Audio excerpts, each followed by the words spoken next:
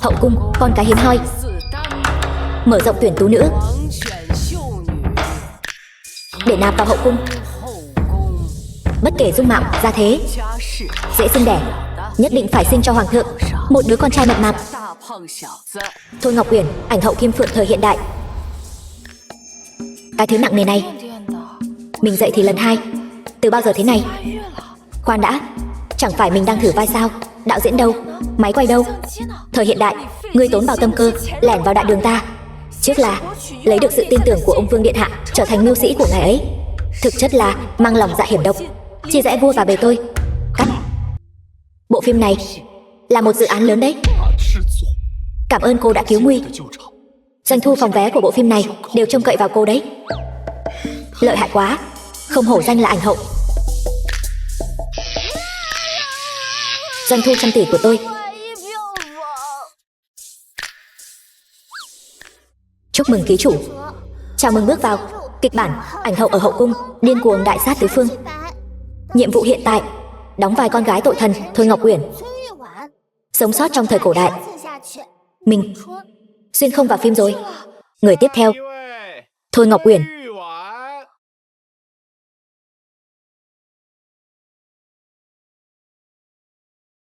Hoàng thượng đương triều, con cái hiếm hoi.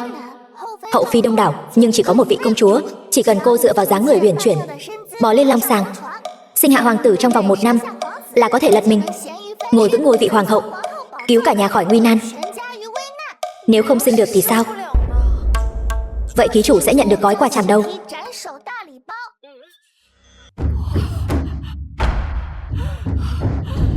Khởi bẩm thái hậu, nữ tử này đường mông tròn trịa, trên lồi dưới đây, đường cong uyển chuyển, là tỷ lệ vang, vạn người mới có một. Thái hậu, sinh mẫu của hoàng đế, dáng vẻ này là phúc tướng trời ban, chắc chắn có thể khai chi tán diệp cho hoàng thượng, sinh hạ hoàng tử khỏe mạnh. Ban thẻ. Dáng đẹp thì đã sao? Đúng vậy, nhìn cái mặt của cô ta kia, có nhìn được không? Xấu thì thôi đi, lại còn là con gái tội thần, dựa vào đâu mà tham gia tuyển tú? Đúng vậy, xấu quá đi mất.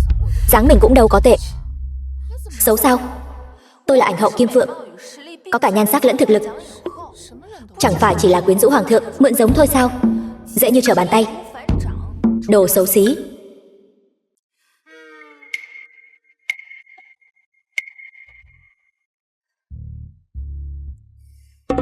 Chẳng lẽ mình phải vác cái mặt này đi đến đại kết cục sao?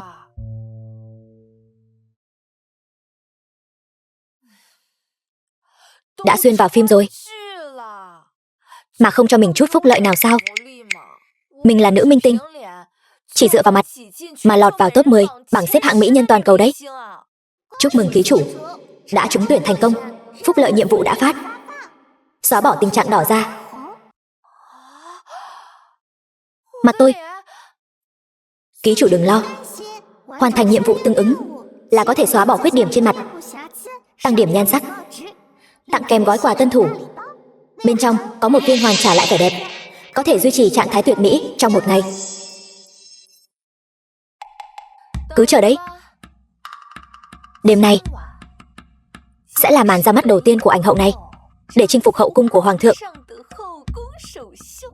Đại điện, hoàng thượng, gốc rễ của quốc gia, Tống Lâm, hoàng đế đại đường, là sự hưng thịnh của gia tộc. Hậu cung tuy nhiều giai lệ, nhưng mấy năm nay chỉ sinh được một vị công chúa. Ngôi vị chữ quân này vẫn bỏ trống. Hoàng thượng, nếu hậu cung không còn hoàng tử nào ra đời, xin hoàng thượng hãy hạ chỉ nhận con trai tông thất làm con thừa tự, lập làm chữ quân. Hoàng thượng hãy suy nghĩ kỹ. Hoàng thượng xin hãy suy nghĩ kỹ. Hoàng thượng, thái hậu nương nương thúc giục rồi. Tiểu chủ thị tẩm hôm nay người vẫn chưa chọn.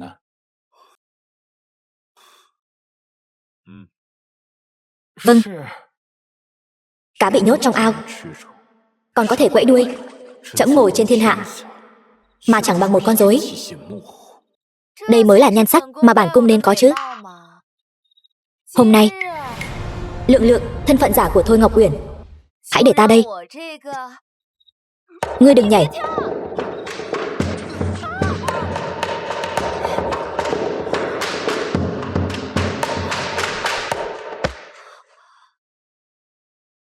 Đẹp trai quá. Chân mày thanh tú, mũi cao, đôi mắt đào hoa đa tình, đúng chuẩn gương mặt nam chính. Đồ danh con. Phí hoài gương mặt này. Ngươi tưởng đây là phim trường, còn có thể quay đi quay lại sao? Tuổi còn trẻ mà muốn mất mạng. Ngươi bị làm sao vậy hả? Ngươi. Phim trường là nha môn nào? Ngươi có biết diễn viên quần chúng ở Hoành Điếm vì kế sinh nhai mà nỗ lực thế nào không? Giữa mùa hè nóng nực còn phải quấn chăn bông. Cơm hộp đoàn phim có ôi thiêu cũng phải nuốt trôi. Đường đường là một thị vệ hoàng gia, công việc ổn định mà lại ngồi đây than vãn sầu đời. Người đang diễn cho ai xem thế? Trẫm. Cô ta lại coi ta là thị vệ. Ta đâu có muốn mất mạng. Hoa may mắn chỉ là một đóa hoa giấy. Hoa giấy thì sao nào? Ở chỗ chúng tôi, chỉ cần nhắm mắt lại, hướng về hoa may mắn mà ước nguyện, rồi thổi một hơi, mọi tâm sự đều sẽ tan thành mây khói. May mắn tự nhiên sẽ tới. Nữ tử này nhìn thì đanh đá, nhưng thực ra tâm địa lương thiện.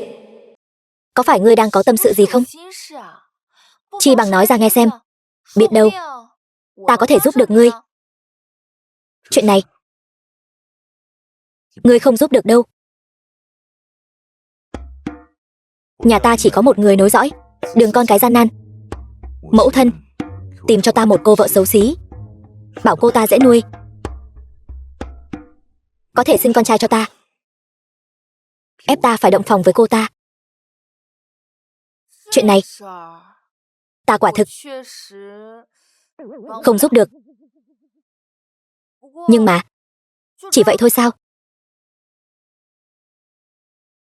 Thế chẳng phải là khổ lắm sao? Trẫm, ta đường đường là một đấng nam nhi 7 thước, đến cả thân mình cũng không tự quyết định được. Thế chẳng phải là khổ lắm sao? Ngươi biết không, ở quê ta có một vở kịch rất nổi tiếng. Nam chính bị mười mấy người đàn bà thay phiên nhau giày vò, sau khi diễn xong vẫn phải cười nói tiếp chuyện với họ. Cái kịch gì cơ? Lại có chuyện như vậy sao? Chân Hoàn Truyện. Đây là vở kịch gì? Trẫm sao chưa từng nghe qua. Thực ra ấy mà, ngươi đã rất có phúc rồi. Mẹ ngươi vẫn còn khỏe mạnh, không giống như ta. Ta đến cả mặt mẹ mình trông thế nào cũng không biết nữa. Thân thế của cô ấy lại bi thảm đến vậy sao? Mẹ ngươi nhìn thì như đang ép ngươi, nhưng thực ra là muốn ngươi có một mái ấm an ổn. Đợi sau này bà ấy không còn nữa, bên cạnh ngươi vẫn có người chăm sóc. Phụ hoàng băng hà, mẫu hậu một mình vượt qua mọi sự phản đối, giúp ta đăng cơ bao nhiêu năm nay, quả thực không dễ dàng gì. Hơn nữa, vợ xấu thì đã sao? Sau này người mang thai 10 tháng đâu phải là ngươi. Đừng có trong phúc mà không biết hưởng. Đi, tỷ tỷ đưa ngươi đi bồi bổ cơ thể.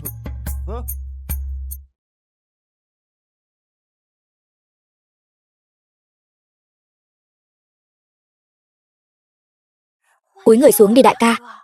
Ngươi tưởng đây là đi thảm đỏ hả? Sợ không ai nhìn thấy ngươi hay sao? Hoàng.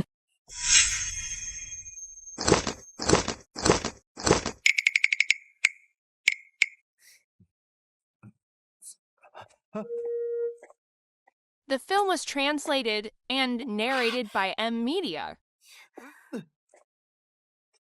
Cúi đầu.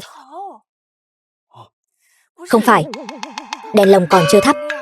Ngươi tô dáng cái gì thế? Tô dáng? Tô dáng là gì? Ta bô dáng khi nào chứ? Cấp bậc chưa cao mà cái tôi lại lớn thật.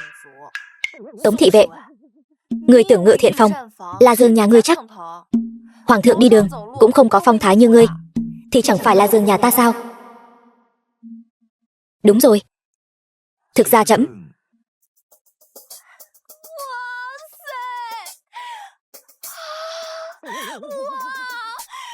đúng là đến đúng chỗ rồi. Không hổ là Ngự Thiện Phòng, nguyên liệu tươi ngon, như vừa mới hái xuống vậy. Lượng lượng, thực ra trẫm thánh phẩm bổ thận, ngậm lấy đừng nói nữa. Tiếp theo, chính là lúc mỹ nhân này trổ tài nấu nướng.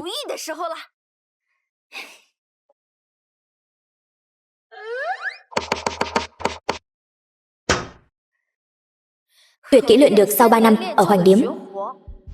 Đương quy hầm ngầu kín, tôm nõn xào hẹ, lại thêm gà mái già hầm khỉ tử.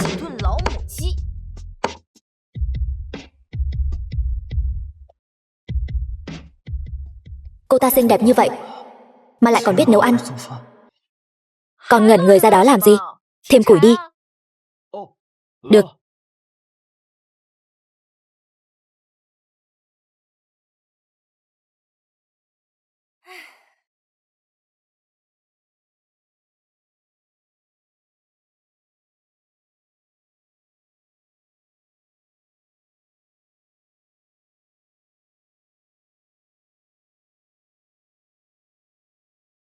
Lại đây, nếm thử xem.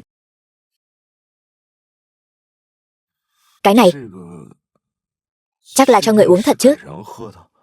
Canh ngầu pín này phải uống khi còn nóng. Không phải, ta không cần. Đàn ông mà, ai chẳng sĩ diện, ta hiểu mà. Lại đây. Chậm. Ta tự làm được.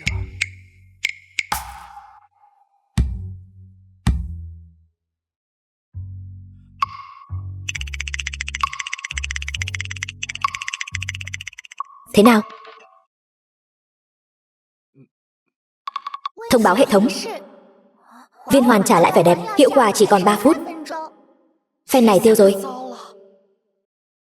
Tống thị vệ, ngươi cứ uống đi, ta còn có việc. Nhớ uống cho hết đấy. Uống đi.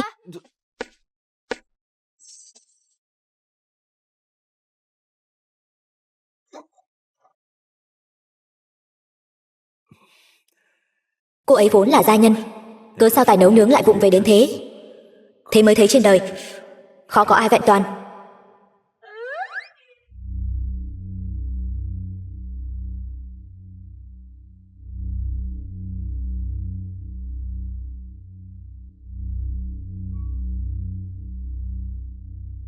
Uyên ương giao cảnh, ý xuân thủy. Lượng lượng thoát bóng, nhập họa bình. Vạn tuế gia đã truyền lệnh, phải tìm một cung nữ gương mặt trẻ trung, tóc tựa thác đen. Tên gọi là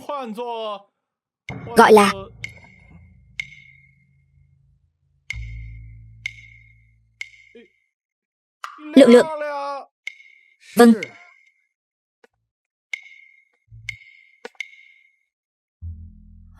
Phụ nữ quả nhiên không được thức khuya. Ảnh hậu ta hôm nay xấu đến kinh thiên động địa. Tiểu chủ, tin lớn đây. Hoàng thượng đang lùng sục khắp cung tìm cung nữ. Tìm cung nữ nào cơ? Hình như là một người tên Lượng. Mau xoay gương lại. Đợi đã. Ngươi nói tìm cung nữ nào? Tên là...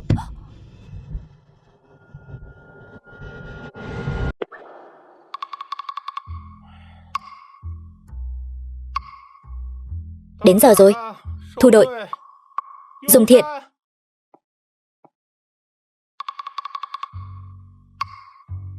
Không nghe thấy Phúc công công hạ lệnh sao? Thu đội thôi.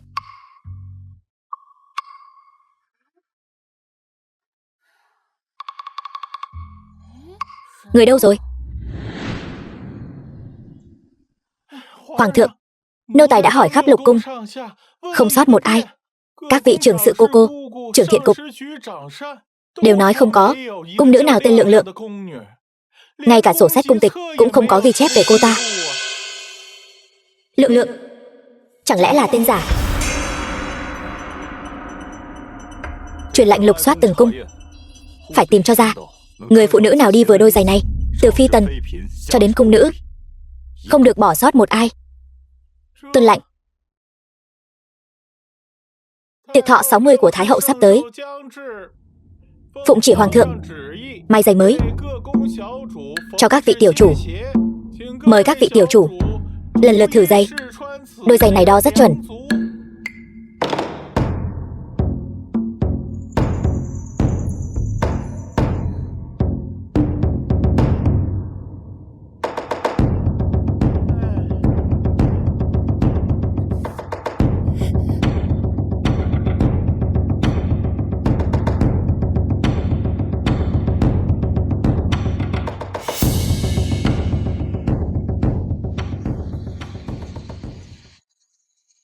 Này tiểu chủ, người đừng thử nữa.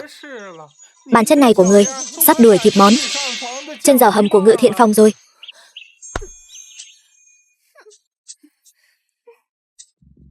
Ngươi nói xem hoàng thượng đang diễn trò gì vậy? Hôm qua thì rầm rộ tìm một cung nữ, hôm nay lại làm giày còn bắt từng người đao chân. Thật là chưa từng nghe thấy bao giờ. Nghe nói hoàng thượng nằm mộng, trong mộng có một con hồ ly tinh chân đạp mây ngũ sắc,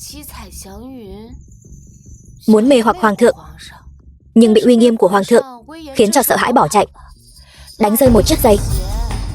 Thế nên hôm nay mới bày ra chuyện thử giày này. Các ngươi đừng nói bậy, ngộ nhỡ đúng là vị tiểu chủ nào đó thì sao? Hiểu lầm này lớn lắm đấy. Theo ta thấy, làm giày chỉ là cái cớ để tìm người đó thôi.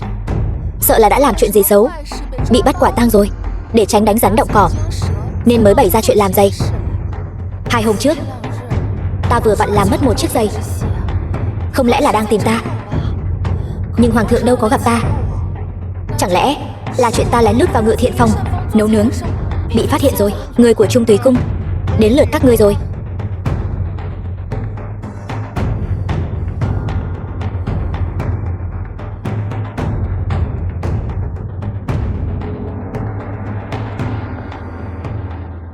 Nếu đúng là ta, không biết có bị chảm đầu không nữa.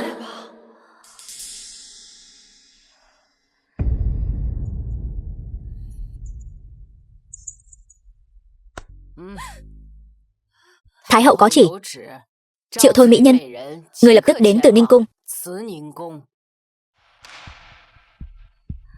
Xin hỏi mama, Thái hậu triệu ta là có chuyện gì? Thôi mỹ nhân, tâm tư của Thái hậu, kẻ làm tôi tớ như ta sao dám tùy tiện suy đoán. Mời người.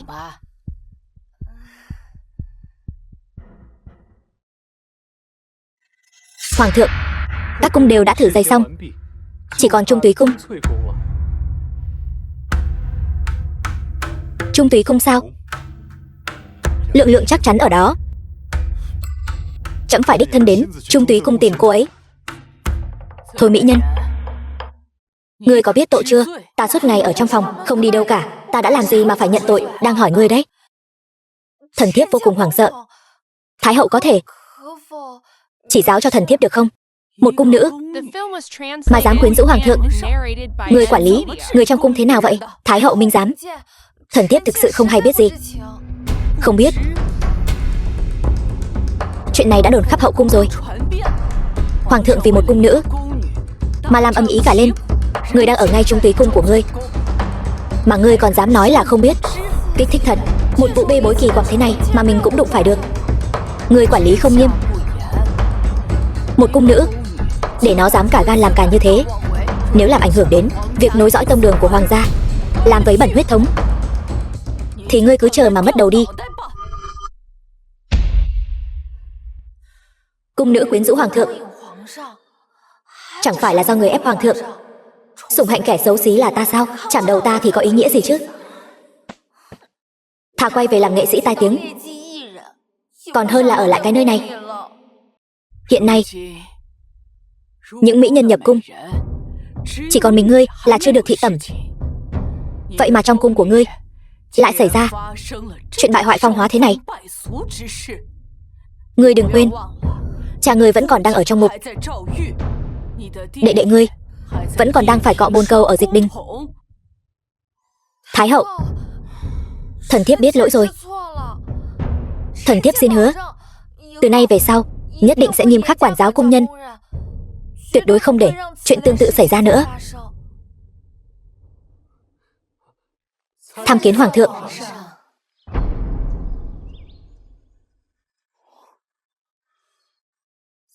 Sao lại thế này? Chẳng lẽ trẫm tìm nhầm chỗ?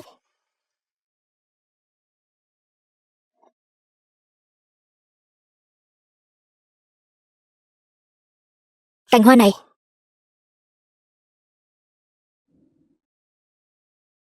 là do ai gấp? Bẩm hoàng thượng, cành hoa này là do Thôi mỹ nhân gấp. Thôi mỹ nhân? Chẳng lẽ cô ấy chính là Thôi mỹ nhân đâu? Đã đến chỗ Thái hậu rồi. Chỉ một câu biết lỗi là xong sao? Đâu có dễ dàng như vậy.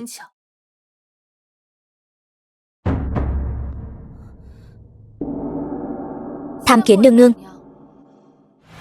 Giai phi, hoàng hậu đại đường. Cấu kiến Thái hậu nương nương. Tất cả đứng lên đi. Đây chính là Thôi thị. Người được Thái hậu đặt nhiều kỳ vọng sao? Quả nhiên là dáng người đẫy đà, phong thái lẳng lơ.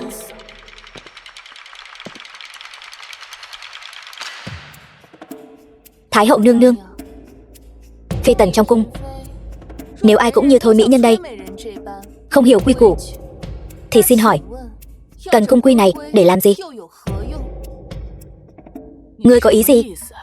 Thần thiếp nghe nói Thôi mỹ nhân nhập cung đã 1 tháng, mà ngay cả long sàng còn chưa chạm tới, đã là thất trách. Vậy mà trong cung cô ấy lại còn xuất hiện hồ ly tinh, quyến rũ hoàng thượng. Lệ Tần gây ra chuyện xấu hổ thế này, theo cung quy nên tước bỏ địa vị của Thôi mỹ nhân, ném vào dịch đình. Lâm Dung, Lệ Tần tỷ tỷ, có lẽ Thôi mỹ nhân chỉ là vô tâm thôi. Trực tiếp tước bỏ địa vị có phải là quá đáng rồi không?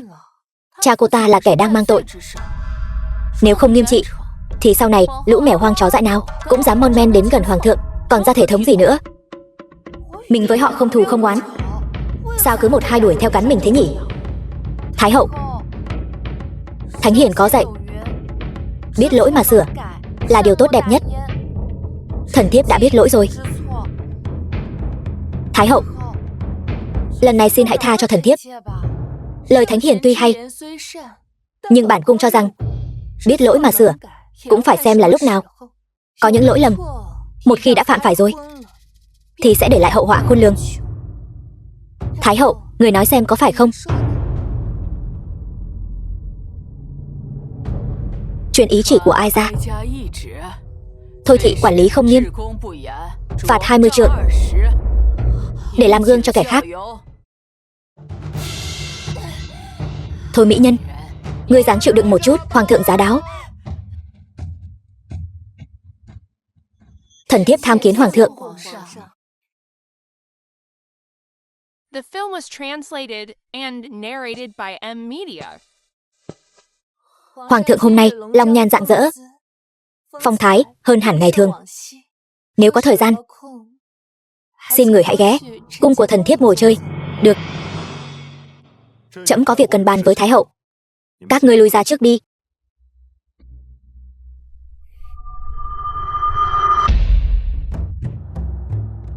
Hoàng thượng trăm công nghìn việc, sao hôm nay lại có thời gian đến chỗ ai ra? Mẫu hậu, trẫm nghe nói trong cung có người phạm lỗi, sắp bị phạt trượng. Thái hậu nương nương, thần thiếp nếu đánh hỏng mông thần thiếp rồi thì thần thiếp còn làm sao giúp hoàng thượng nối dõi hoàng gia được nữa. Nối dõi hoàng gia, đàn bà nào mà chẳng sinh được, thiếu gì một mình ngươi, đâu thể đánh đồng như thế được. Thần thiếp là người phải cùng hoàng thượng sinh hạ hoàng tử mà. Đồ tiện nhân, ngươi lại dám mỉa mai bản cung không sinh được con trai, xong đời rồi.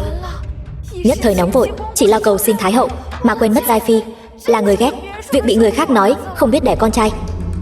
Tỷ tỷ chớ giận, 20 trượng này giáng xuống, bảo đảm mông cô ta nát như quả đào, xem cô ta còn lấy gì mà quyến rũ hoàng thượng. Lệ Tần tỷ tỷ mau bớt lời đi. Thôi mỹ nhân là người do chính tay Thái hậu tuyển chọn, chúng ta đây những con gà mái không biết đẻ trứng, sao có thể so bì với cô ta. Đánh cho ta, đánh đến mất mạng thì thôi. Khoan đã. Thôi mỹ nhân là người trong đợt tú nữ này có vóc dáng đẹp nhất, quả thực là hạt giống tốt để nối dõi tông đường ai ra. Sẽ cho cô ta một cơ hội lấy công chuộc tội. Người đâu, mau đưa cô ta xuống đi, đừng để ảnh hưởng đến ấn tượng ban đầu của hoàng thượng với cô ta. Đây chỉ là chuyện tranh sủng tầm thường giữa các cung nữ thôi. Hoàng thượng bận trăm công nghìn việc, đâu cần bận tâm những chuyện này.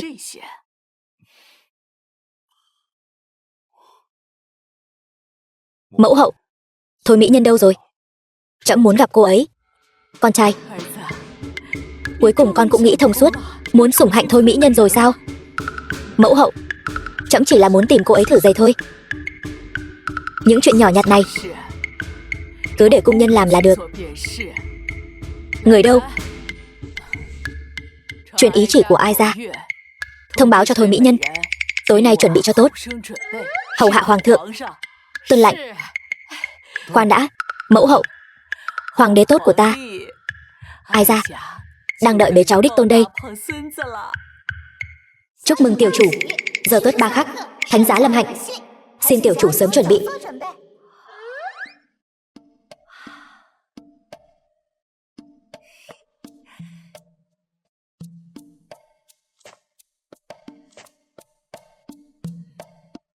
Tuyệt quá.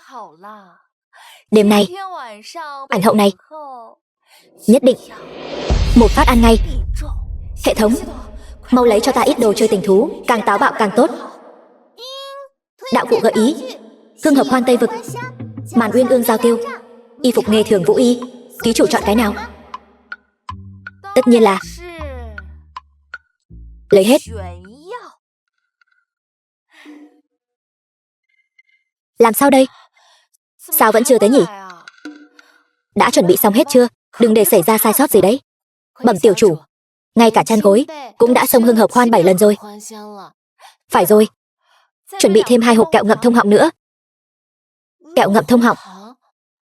Đồ ngốc. Lát nữa hoàng thượng hét đến khản cả giọng, không phải cần chuẩn bị sẵn sao?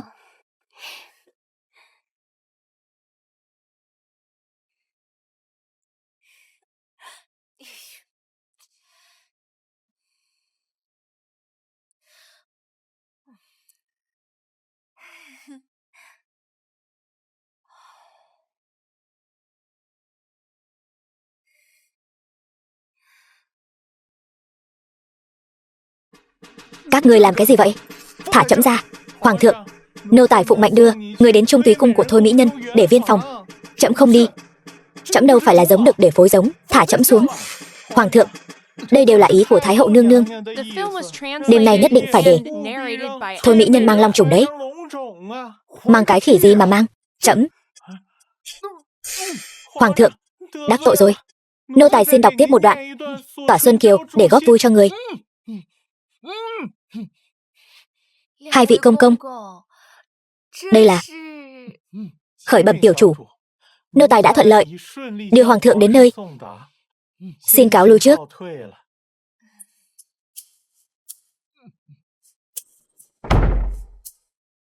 Không ngờ hoàng thượng còn khá chất, thích chơi kiểu kích thích này. Mình thích.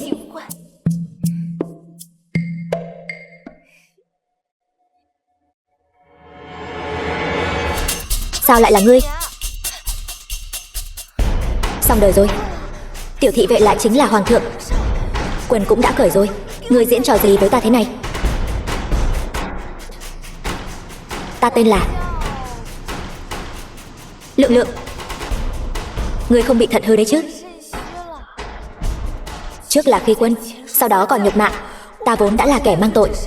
Nếu bị hắn phát hiện ta chính là Lượng Lượng, cái đầu này không phải sẽ chuyển nhà ngay lập tức sao? Không được, lớp vỏ bọc của Lượng Lượng ta nhất định phải che đậy cho kỹ. Thôi mỹ nhân này thật to gan, dám coi thường trẫm. Đợi trẫm khôi phục tự do, nhất định phải tính sổ với cô ta.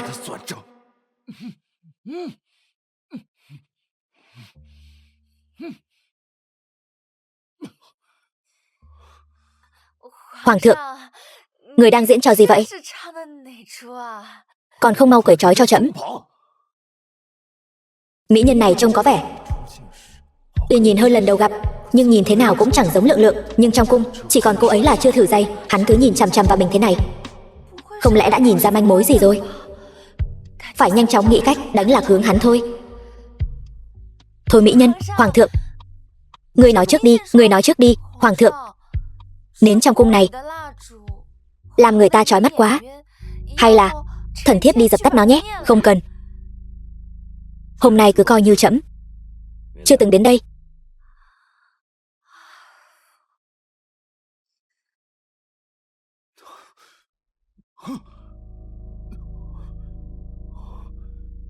Trong cung này Đang đốt loại hương gì vậy? Sao ta lại cảm thấy nóng thế này? Hoàng thượng, Hoàng thượng, người sao vậy? Lượng Lượng, nàng đến rồi. Trẫm tìm nàng. Vất vả lắm đấy. Tiêu rồi. Là hương hợp hoan, khiến hoàng thượng sinh ra ảo giác rồi.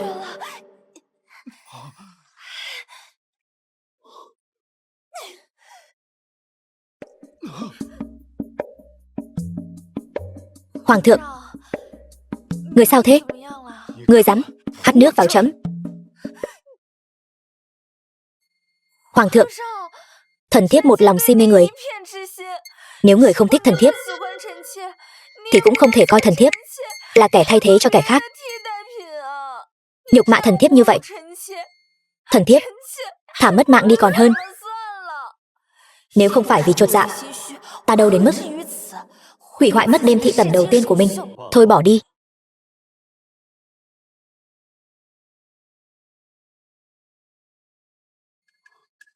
Đợi đã.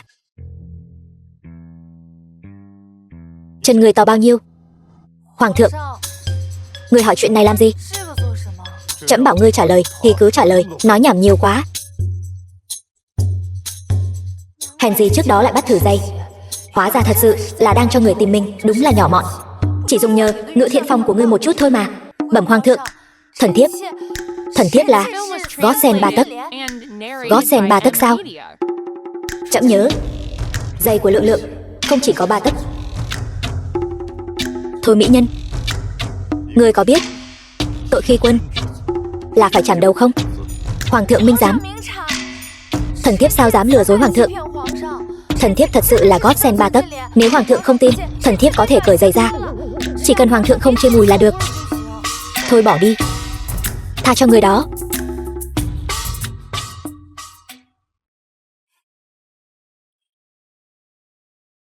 Hoa giấy trong cung ngươi là từ đâu ra? Ngươi quen Lượng Lượng sao? Việc này người trong cung ngươi đã nói với ta. Hoa giấy là do người gấp. Nếu còn chối cãi, e là sẽ khiến hoàng thượng nghi ngờ nhiều hơn. Chi bằng cứ thừa nhận đi. Bẩm hoàng thượng, trong cung thần thiếp quả thực có một cung nữ mới tên Lượng Lượng. Vậy cô ấy hiện tại đang ở đâu? Lượng Lượng, cô ấy trong nhà có người qua đời. Thần thiếp đã cho cô ấy xuất cung về quê chịu tang rồi. Vậy khi nào cô ấy? Hoàng thượng, người của Thái hậu vẫn còn ở bên ngoài. Nghe nói kỹ nghệ chơi cờ của hoàng thượng cao siêu. Không biết hôm nay thần thiếp có vinh hạnh được đánh một ván với hoàng thượng không? Ngươi chỉ muốn đánh cờ với trẫm thôi sao? Hoàng thượng coi thường thần thiếp thì thần thiếp cũng không muốn tự chuốc lấy nhục. Chỉ là người thua phải chịu phạt. Thần thiếp nếu thua một ván liền nói một câu: hoàng thượng tha mạng. Nếu hoàng thượng thua, hoàng thượng phải nói: thân thể của Thôi mỹ nhân thật khiến người ta mê đắm. Trẫm đã trao cả mạng cho nàng rồi.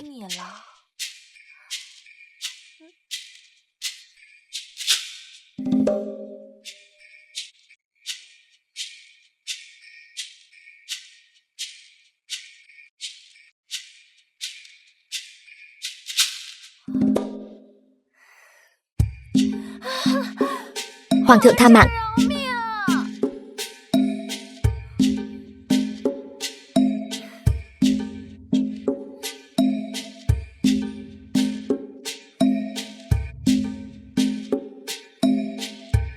Hoàng thượng, đến lượt người rồi.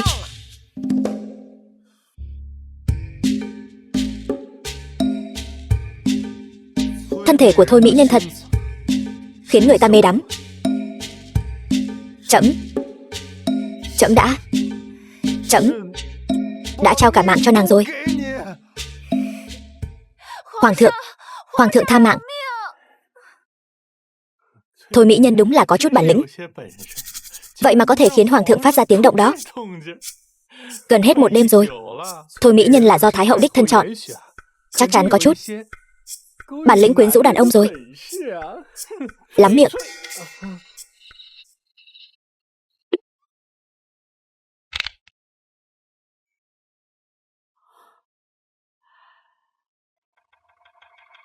vậy mà giày vò suốt cả đêm, còn khiến hoàng thượng bỏ lỡ cả buổi trầu sớm.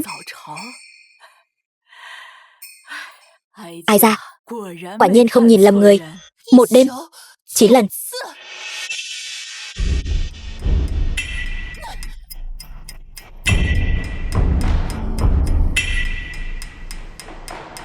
Ngươi có biết trong hậu cung này kỵ nhất điều gì không?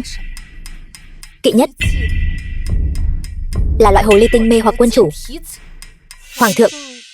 Hoàng thượng đã phong Thôi mỹ nhân làm tần, còn ban thưởng chiếc trâm của Thái hậu nương nương, trâm phượng vàng kết hạt. Được phong tần thì đã sao? Chẳng qua cũng chỉ là hoàng thượng nhất thời hứng thú mà thôi. Bản cung phải đích thân cho cô ta thấy.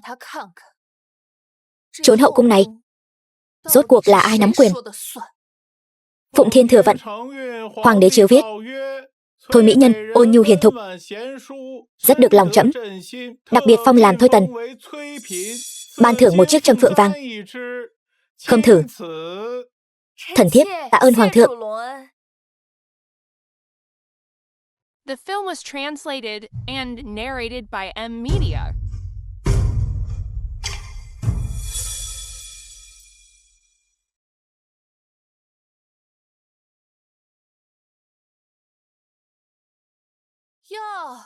Muội muội, chiếc trâm này quý giá lắm đấy.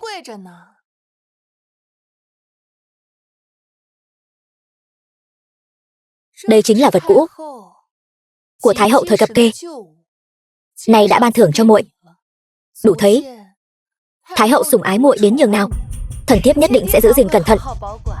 Muội muội biết là tốt rồi. Yến tiệc thưởng hoa hôm nay là bản cung nhất thời có hứng, chỉ mong các vị tỷ muội đừng phụ lòng. Thanh xuân tươi đẹp này. Đa tạ nương nương. Lâm Dung đúng là đồ vô dụng, việc giao phó cũng không làm xong, lại phải để bản cung đích thân ra tay. Thôi muội muội mang thai cái thai này thật quý giá. Nghe nói Thái y viện mỗi ngày bắt mạch 3 lần, còn kỹ lưỡng hơn cả khi Giai Phi tỷ tỷ mang thai năm xưa nữa. Phong thái này sắp che lấp cả Giai Phi tỷ tỷ rồi. Dù sao cũng là con đầu lòng, lại còn là hoàng tử, tự nhiên là được cưng chiều hơn. Nghe nói mấy ngày nay vì chuyện của Thôi đại nhân, hoàng thượng đã nổi trận lôi đình với các đại thần. Trong tấu chương đó còn viết Thục Phi là yêu phi. Đúng là nơi nào nhiều đàn bà thì nơi đó nhiều chuyện. Hoàng thượng làm vậy là vì ta sao? Rõ ràng là triều thần không phục ngài, mượn chuyện Thôi ra để chèn ép hoàng thượng. Muội muội đừng nghe bọn họ đồn thổi. Thọ yến của Thái hậu, tỷ tỷ có nhiều đắc tội. Ở đây xin lỗi muội muội. Ta cũng là quá để tâm đến hoàng thượng, nên mới sinh lòng đố kỵ. Sau này ta và muội chính là tỷ muội thân thiết. Hôm nay bản cung đặc biệt mời ban nhạc tỳ bà từ Giang Nam, mời các vị di chuyển đến đỉnh Thính Lan thưởng khúc được không? Được.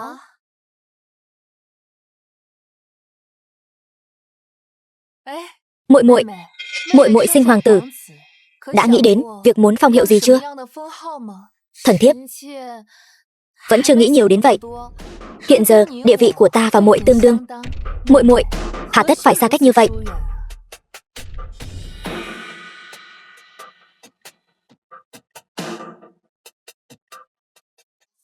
Có ong. Muội sao lại bất cẩn như vậy? Mau gọi người tới đây cứu mạng với, ta không biết bơi.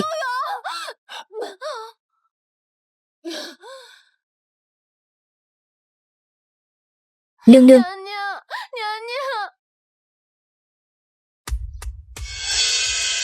Máu. Thôi tần.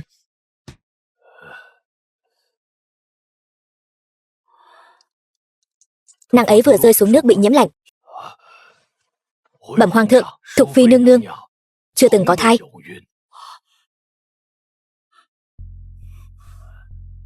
Ngươi nói cái gì? Là căn bản chưa từng có. Ngươi nói cái gì? Thục Phi nương nương mẩn đỏ tiêu tan, mạch tượng mới dần dần rõ ràng, chứng tỏ tướng giả mang thai trước đó chắc là do ăn nhầm thứ gì đó, đáng lẽ đã phát độc. Nhưng vì thể chất nương nương dễ thụ thai, chỉ nổi mẩn đỏ, cũng khiến thần chẩn đoán nhầm là hỉ mạch. Chẩn đoán nhầm? Ngươi muốn làm Ai Gia tức mất mạng sao? Ngươi... Vậy tại sao nàng ấy đột nhiên chảy máu? Chỉ là đến kỳ kinh nguyệt thôi sao? Phải.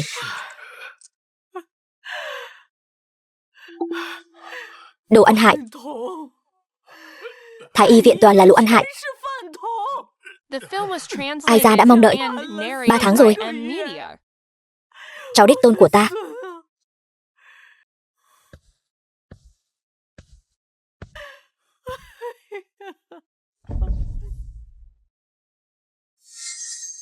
Tai họa vu cổ, độc phát sinh gây nổi mẩn đỏ, rồi chuyện rơi xuống hồ Thái Dịch. Nước bẩn trốn hậu cung này đã sắp nhấn chìm đến tận mắt trẫm rồi. Mẫu hậu, con cái rồi sẽ còn có, ít nhất hiện tại. Thục phi không sao. Nếu giả mang thai là do vô tình, vậy thì là có kẻ muốn hãm hại Thục phi. Những nốt mẩn đỏ này chính là bằng chứng. Lũ đàn bà đố kỵ này, chúng coi lời Ai Gia như gió thoảng bên tai sao? Mang tất cả, túi thơm, mã thuốc thức ăn, y phục của chủ tử các ngươi, tất cả dâng lên cho trẫm, giao cho Thái y viện kiểm tra từng thứ một.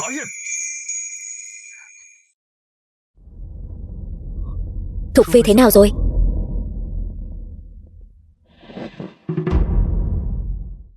Bản cung ra tay, quả nhiên vạn vô nhất thất. Đáng thương cho Thục phi, lần này đã tổn hại căn cơ, e là sau này không thể sinh nở được nữa. Đáng đời. Bản cung muốn xem lần này cô ta còn dùng cách nào để quyến rũ hoàng thượng. Giai phi trông một chút cũng không ngạc nhiên.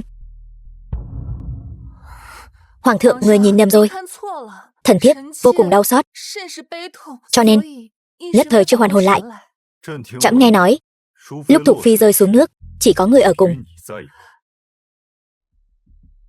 Thần thiếp lúc đó quả thực có ở đó với Thục phi muội muội, nhưng thần thiếp không hề đẩy cô ấy. Chắc chắn là Thục phi muội muội dưới chân có nước, nhất thời trượt chân mới ngã xuống hồ. 3 tháng nay không mưa một giọt, đến rêu còn không mọc nổi, lấy đâu ra nước? Hoàng thượng, nước hồ này lạnh lẽo, hoàng thượng nên để thái y kê vài thang thuốc mới phải. Ví dụ như dùng 3 lát gừng ra để xua tan cái lạnh, 2 chỉ nhục quế để ôn kinh, lại thêm 5 quả táo đỏ, 3 chỉ kỳ tử để bồi bổ nguyên khí. Ngươi hiểu dược lý sao? Giai phi tỷ tỷ, lúc mang thai công chúa, thần thiếp đều ở bên cạnh hầu hạ, nên tự nhiên hiểu đôi chút. Vậy ngươi có biết thứ gì sau khi ăn nhầm sẽ thúc đẩy nổi mẩn đỏ không? Cái này thần thiếp không biết. Ai Gia, nói trước lời khó nghe. Kẻ nào dám làm hại hoàng tôn của Ai Gia, Ai Gia tuyệt đối không tha.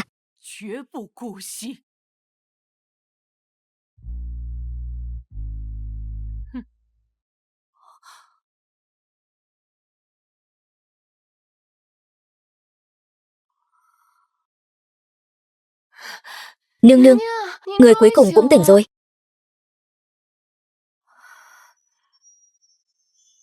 Sao bụng dưới của ta lại đau thế này? Đứa con của ta sao rồi? Tiểu chủ, người căn bản không hề mang thai. Thái y nói người bị kẻ khác hạ độc, nhưng vì thể chất đặc biệt nên mới nổi mẩn đỏ, xuất hiện tướng giả mang thai. Hóa ra cảm giác buồn nôn tháng này của mình là vì trúng độc. Mặc dù mang thai là để giữ mạng, nhưng tại sao trong lòng mình lại trống rỗng thế này? Hóa ra mình cũng rất mong chờ đứa trẻ này sao? Giai phi kia biểu cảm trên mặt không giấu nổi nữa. Còn cả Lâm Tiệp Dư kia, để giúp Giai phi nói đỡ mà tự kéo cả mình vào. Hoàng thượng lúc này đang phái người theo dõi bọn họ đấy. Nương nương, Giai phi nương nương tới. Đi báo với hoàng thượng, Giai phi đến rồi.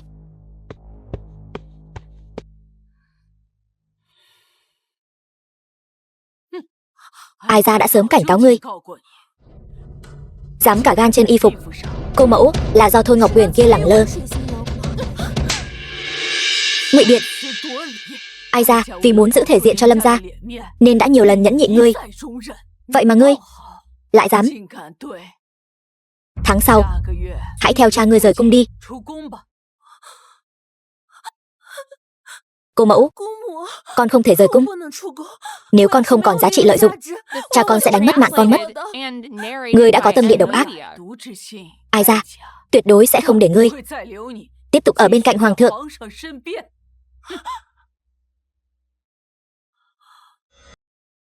Thục phi nương nương, cái giá thật lớn, bắt ta phải đợi lâu đến thế. Chẳng lẽ còn tưởng mình đang mang long trùng sao?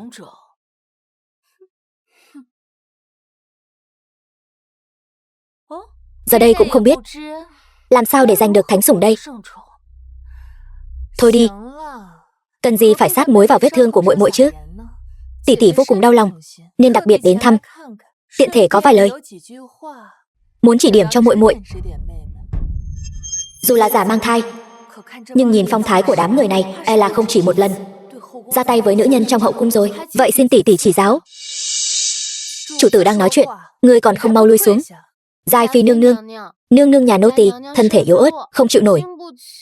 Hỗn xược, ngươi dám nói chuyện với bản cung như vậy sao?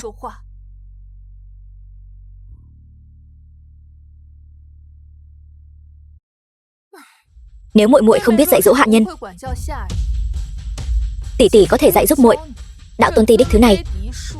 Nếu không nghe lời dạy bảo, đánh là được. Dẫu sao trốn thâm cung này, thứ quý giá nhất không phải là ân sủng, mà là số mệnh. Cái thứ tiện tỷ của ngươi là vậy, ngươi cũng vậy. Giống như đóa hoa này, nở càng rực rỡ, cuối cùng cũng sẽ tàn phai. Nương nương nói chí phải. Có vài người mạnh không có con cái, cưỡng cầu cũng chỉ là uổng phí. Cũng không biết Thái hậu nghĩ gì nữa. Dù có nóng lòng muốn bế cháu, cũng không thể cái thứ dơ bẩn hôi hám nào cũng đưa vào cung được. Chẳng phải là cố tình làm người ta buồn nôn sao? Ngươi dám đánh ta? Tại sao lại không đánh được? Phẩm cấp của ta cao hơn ngươi, vậy mà ngươi lại nhiều lần sỉ nhục bản cung, không coi tôn ti ra gì. Tại sao lại không đánh được? Nhắc mới nhớ, vẫn là nhờ Giai phi tỷ tỷ vừa dạy ta đấy.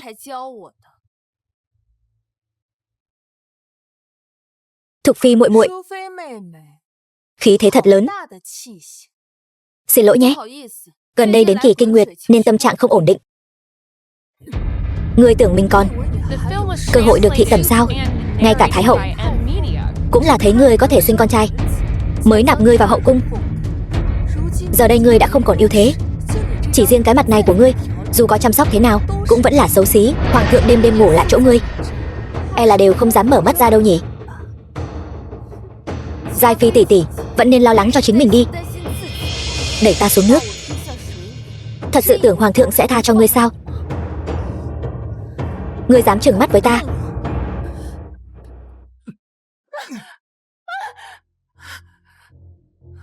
Bẩm hoàng thượng, đã vả miệng 20 cái.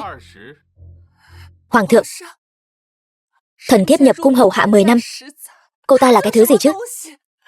Người vì cái thứ tiện nhân này mà lại nhẫn tâm sỉ nhục thần thiếp như vậy.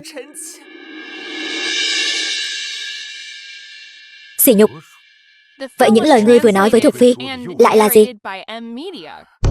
Người đâu? Truyền chỉ.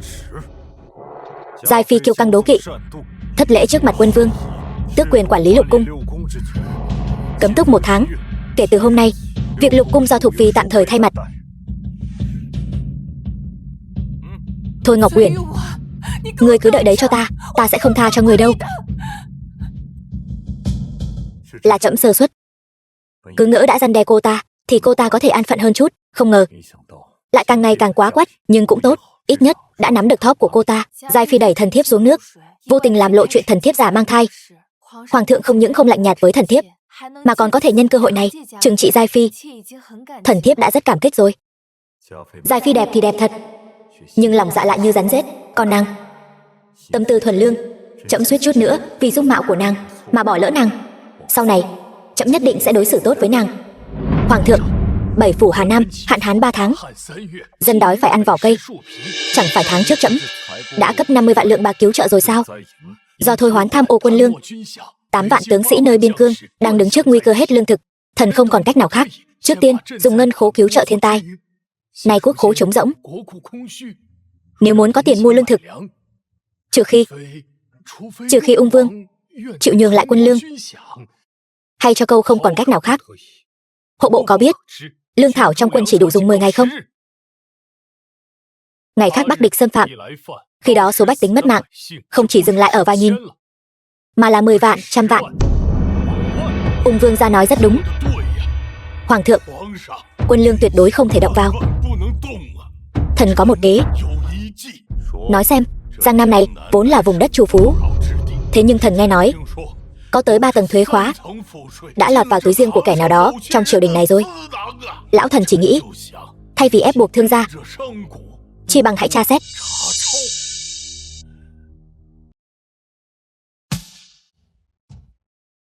Kho phủ của lũ sâu mọt. Đúng là vu khống. Đủ rồi. Truyền chỉ, kể từ hôm nay trẫm giảm bớt ngựa thiện, chi phí lục cung cắt giảm 3 phần, ra lệnh cho phú hộ trong kinh thành và quan lại quyên góp cứu trợ thiên tai.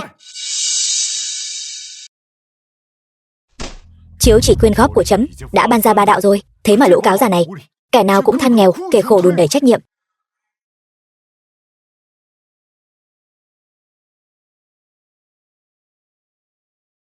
Sắc mặt hoàng thượng không tốt, chắc là đang lo lắng chuyện bạc cứu trợ. Kho bạc hộ bộ đã gần như trống rỗng, nhưng cứu trợ thiên tai lại là việc cấp bách trong triều đình này. Có bao nhiêu kẻ vàng bạc chất cao như núi, ruộng tốt vạn mẫu, trẫm chỉ bảo họ quyên góp tiền bạc, chứ đâu phải tịch thu gia sản. Họ thì hay rồi, mấy đồng bạc lẻ này còn chẳng đủ cho bách tính một thành ăn một bữa cơm. Hoàng thượng, thần thiếp có cách khiến đám quan lại này tự dâng tiền, cầu xin người nhận lấy. Cách gì vậy? Nghe nói đêm qua hoàng thượng lại ngủ ở Trung Túy cung, nghe bảo Thục phi nương nương đến cả canh an thần cũng phải do hoàng thượng đích thân đút. Thục phi kia tuy dung mạo xấu xí, nhưng quả thực có chút thủ đoạn hồ ly trên người cô ta. Người còn đang bệnh mà đã khiến hoàng thượng liên tiếp ban 3 đạo thánh chỉ, thế mới gọi là không đơn giản. Vậy sao? Thế thì rõ rồi, cô ta mới là ứng cử viên sáng giá nhất cho ngôi hoàng hậu. Hôm nay cho chúng ta vào cung dâng bảo vật, nói là tâm trạng u uất, tìm chút niềm vui. Thực ra là muốn xem chúng ta có biết điều hay không, có biết nịnh hót cô ta hay không. Mau đứng cho ngay ngắn, nương nương đến rồi.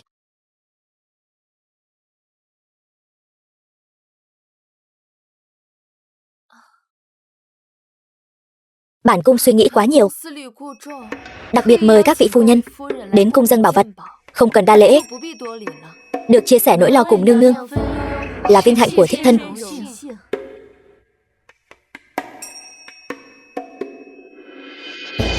Mau đi thôi. Nương nương xem đôi song phi này là cống phẩm của 36 nước Tây Vực, tiến cống.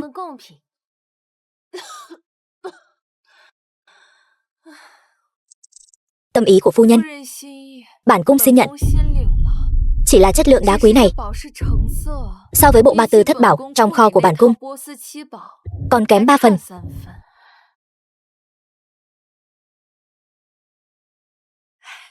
Nương nương, người xem cái này của ta, được sâu từ Giao Châu Nam Hải, mỗi viên đều to bằng ngón tay cái, không dám giấu nương nương. Đây là phu quân thiếp thân mua lại từ tay người bán ngọc ở Giang Nam, không tệ. Chỉ là so với chuỗi Đông Châu Thái hậu ban cho ta, chất lượng lại kém vài phần.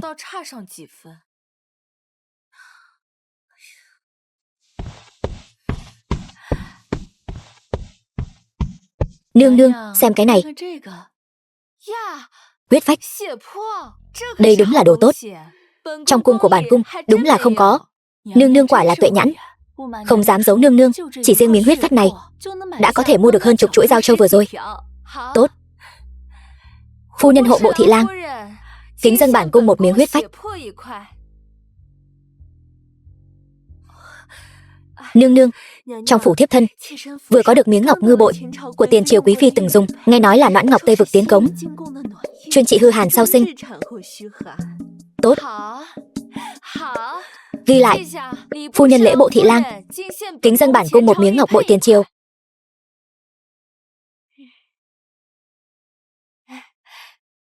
Nương nương, xem thử cải thảo phỉ thúy này, trong gân lá khảm dạ minh châu, vào ban đêm có thể soi rõ bóng người đấy. Mau đưa bản cung xem. Hay quá.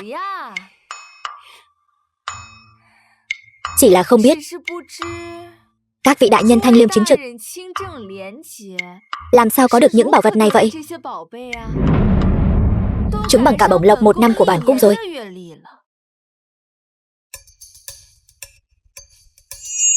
Phu nhân hộ bộ thị lang quyên góp một miếng huyết phách, chiết giá 8.000 lượng bạc. Phu nhân lễ bộ thị lang tiến cống chuỗi giao châu, cùng ngọc ngư bội noãn ngọc tiền triều, chiết giá 1 vạn lượng bạc.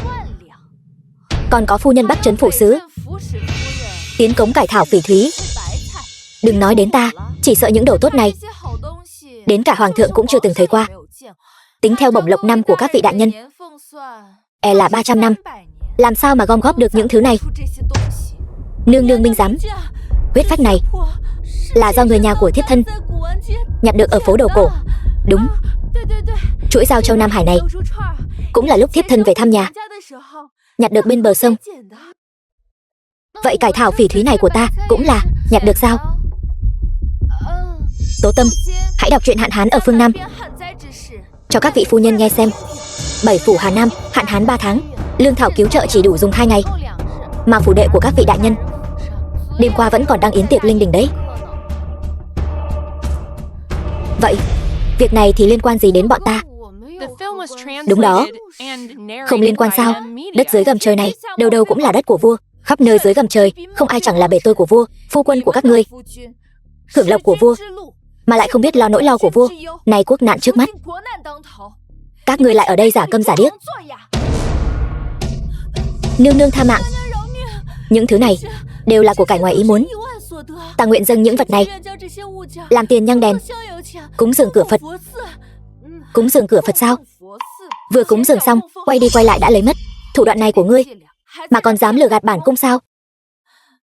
Đã là nhặt được, vậy theo ý trẫm nên học theo người xưa, nhặt được của rơi không tham. Xin mời các vị phu nhân hãy làm gương, đóng góp cho đợt quyên góp cứu trợ lần này. Xem sao? Nương nương, thật ra bảo vật này của ta là gia truyền, sao có thể nói cho là cho được? Đúng vậy, không phải bọn ta không muốn quyên góp. Việc cứu trợ này là chuyện của triều đình, với những phụ nữ trốn hậu trạch như bọn ta thì có liên quan gì chứ? Hoàng thượng, người hãy minh giám cho chúng thần. Nương nương đây là cố ý muốn lấy sạch bảo vật gia truyền của nhà bọn ta. Các vị vừa mới tự miệng thừa nhận những bảo vật đó là nhặt được. Hoàng thượng đều đã nghe thấy cả rồi. Tất nhiên, nếu giờ phút này đổi lời nói đây là đồ gia truyền thì chính là tội khi quân. Các vị phu nhân thì không sao, nhưng mũ ô sa của các vị đại nhân e là không giữ nổi đâu. Bản cung hỏi lại lần cuối, quyên góp hay không quyên góp? Quyên góp. Thần quyên góp.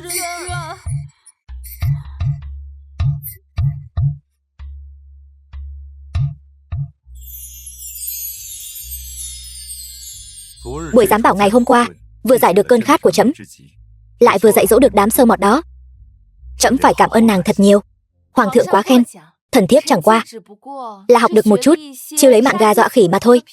Điều lợi hại thực sự vẫn là câu nhặt được của rơi không tham của hoàng thượng. Đám cáo già trên triều đình đó e là phải nghiến răng kèn kẹt rồi. Thảo nào trước khi Lượng Lượng mất mạng đều nhấn mạnh sự tốt đẹp của Thục Phi. Nàng ấy quả nhiên thông tuệ hơn người, có dũng có mưu.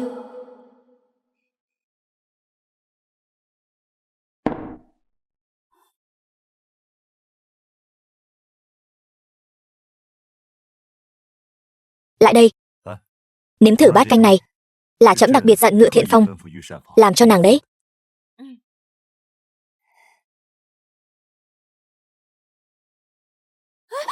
Nàng. Hoàng thượng, người làm sao vậy? Lông mày ngang của nàng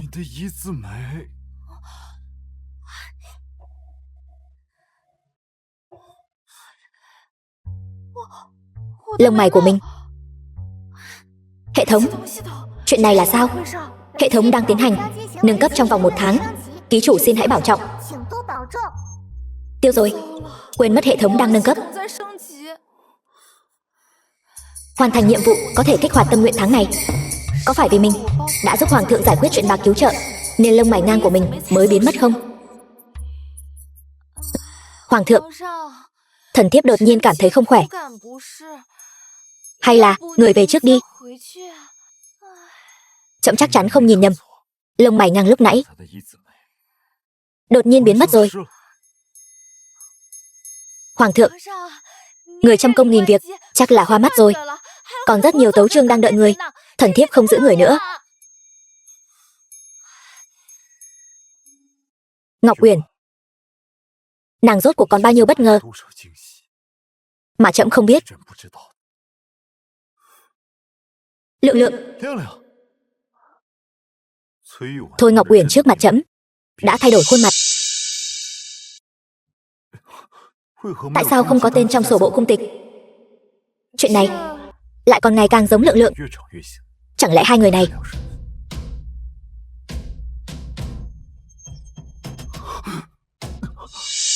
Dù nàng là ai, trẫm nhất định sẽ điều tra rõ ràng.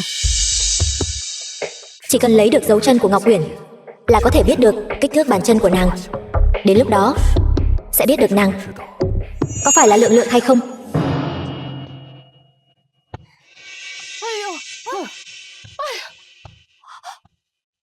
Nguy hiểm quá, suýt chút nữa là dẫm vào bột mì rồi. Ngươi không sao chứ? Không sao, đều tại nô tỳ tay chân không vững. Nô tỳ đáng mất mạng.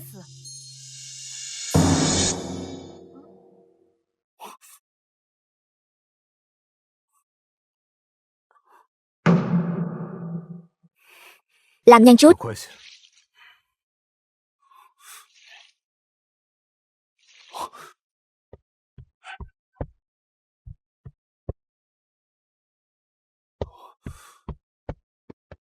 Chỉ cần để lại dấu chân, trẫm hôm nay có thể kiểm chứng nàng rốt cuộc có phải là Lượng Lượng hay không. Bách cảnh đồ của Thái hậu vẫn còn thiếu một cảnh. Không được, phải nhanh chóng bổ sung. Vương gia, đây là bức họa của Thôi Ngọc Uyển trước khi nhập cung. Sau khi tra xét kỹ lưỡng, xác thực là cùng một người. Chỉ trong vài tháng ngắn ngủi, vịt con xấu xí hóa thành phượng hoàng. Rốt cuộc đã làm thế nào?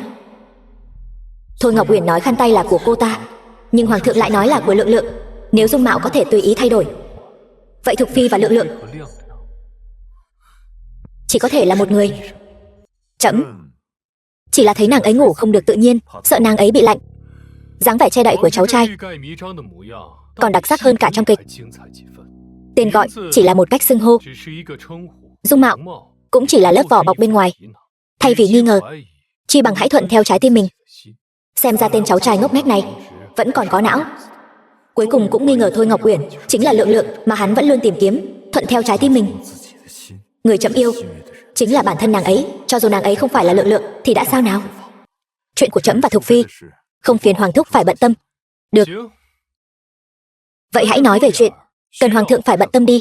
Vụ án của Thôi đại nhân, người đã điều tra 3 tháng, đi đi lại lại cũng chỉ xoay quanh mấy lời khai ở hình bộ. Đến bao giờ mới tìm ra manh mối? Hoàng thúc có ý gì?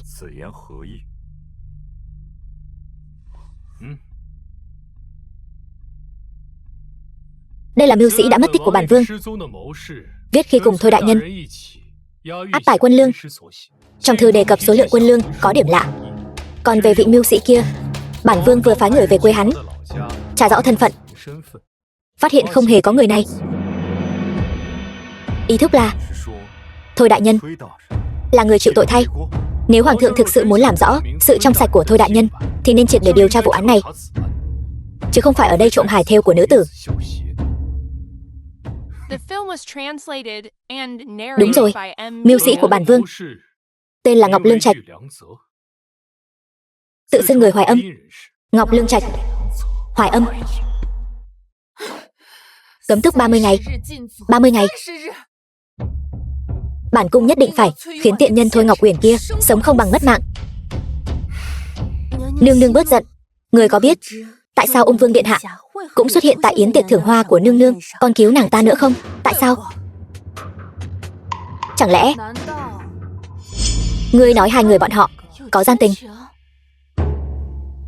Là con nhỏ Thôi Ngọc Uyển đó cố ý quyến rũ Ung Vương. Ta từng tận mắt thấy hai người họ cười nói vui vẻ trong Ngự Hoa Viên. Con nhỏ Thôi Ngọc Uyển đó chủ động bắt chuyện với Ung Vương mà chẳng hề kiêng dè ai. Đúng là không biết liêm sỉ. Trời đất, tiện nhân đó quấn lấy hoàng thượng còn chưa đủ, mà ngay cả Ung Vương cũng không buông tha. Đúng là lẳng lơ. Nương nương, bây giờ chính là lúc nương nương triệt để hạ bệ cô ta. Hoàng thượng để ý Thôi Ngọc Uyển vốn là vì thấy cô ta có thể sinh nở, nhưng nếu cô ta không giữ đạo làm vợ trước, người nghĩ hoàng thượng còn dung thứ cho cô ta sao? Người nói xem nên làm thế nào?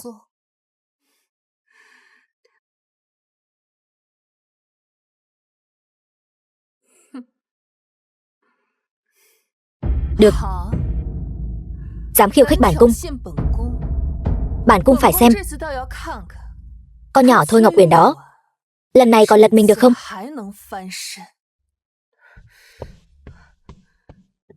Nương nương, bức thư này không biết là ai đặt ở cửa. Ai đã gửi tới? Không biết, không thấy người đâu.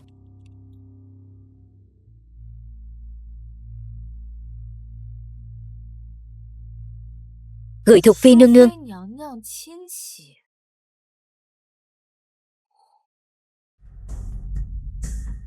Bản vương tình cờ có được bằng chứng quan trọng, có thể chứng minh sự trong sạch của Thôi đại nhân. Tống Nguyên Bạch muốn gặp ta. Vương gia, khi phu xe dọn dẹp xe ngựa đã phát hiện bức thư này, không biết từ bao giờ đã xuất hiện dưới ghế ngồi của ngài.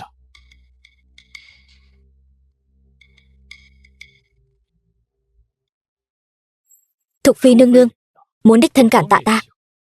Vương gia, Thục Phi nương nương hẹn gặp giữa đêm khuya e là không thỏa đáng. Dẫu sao người cũng là nam tử bên ngoài, lỡ như bị người khác hiểu lầm, đối với vương gia và nương nương danh tiếng đều không tốt. Có gì không thỏa đáng? Vụ án của phụ thân cô ấy, bản vương đã cung cấp manh mối quan trọng như vậy, bản vương đương nhiên gánh vác được phần cảm tạ này. Chuẩn bị ngựa, nhập cung. Rõ. Trong thư nói, ngươi có bằng chứng then chốt chứng minh phụ thân ta trong sạch.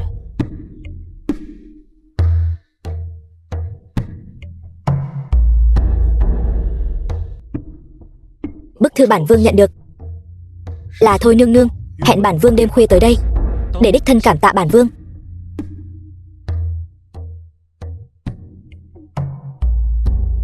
Đây không phải do ta viết. Tiêu rồi, trúng kế rồi.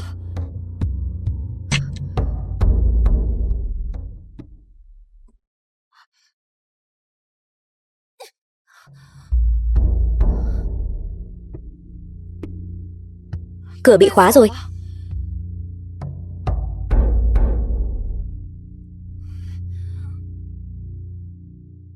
Là Hưng Hợp Hoan. Ngọc Uyển.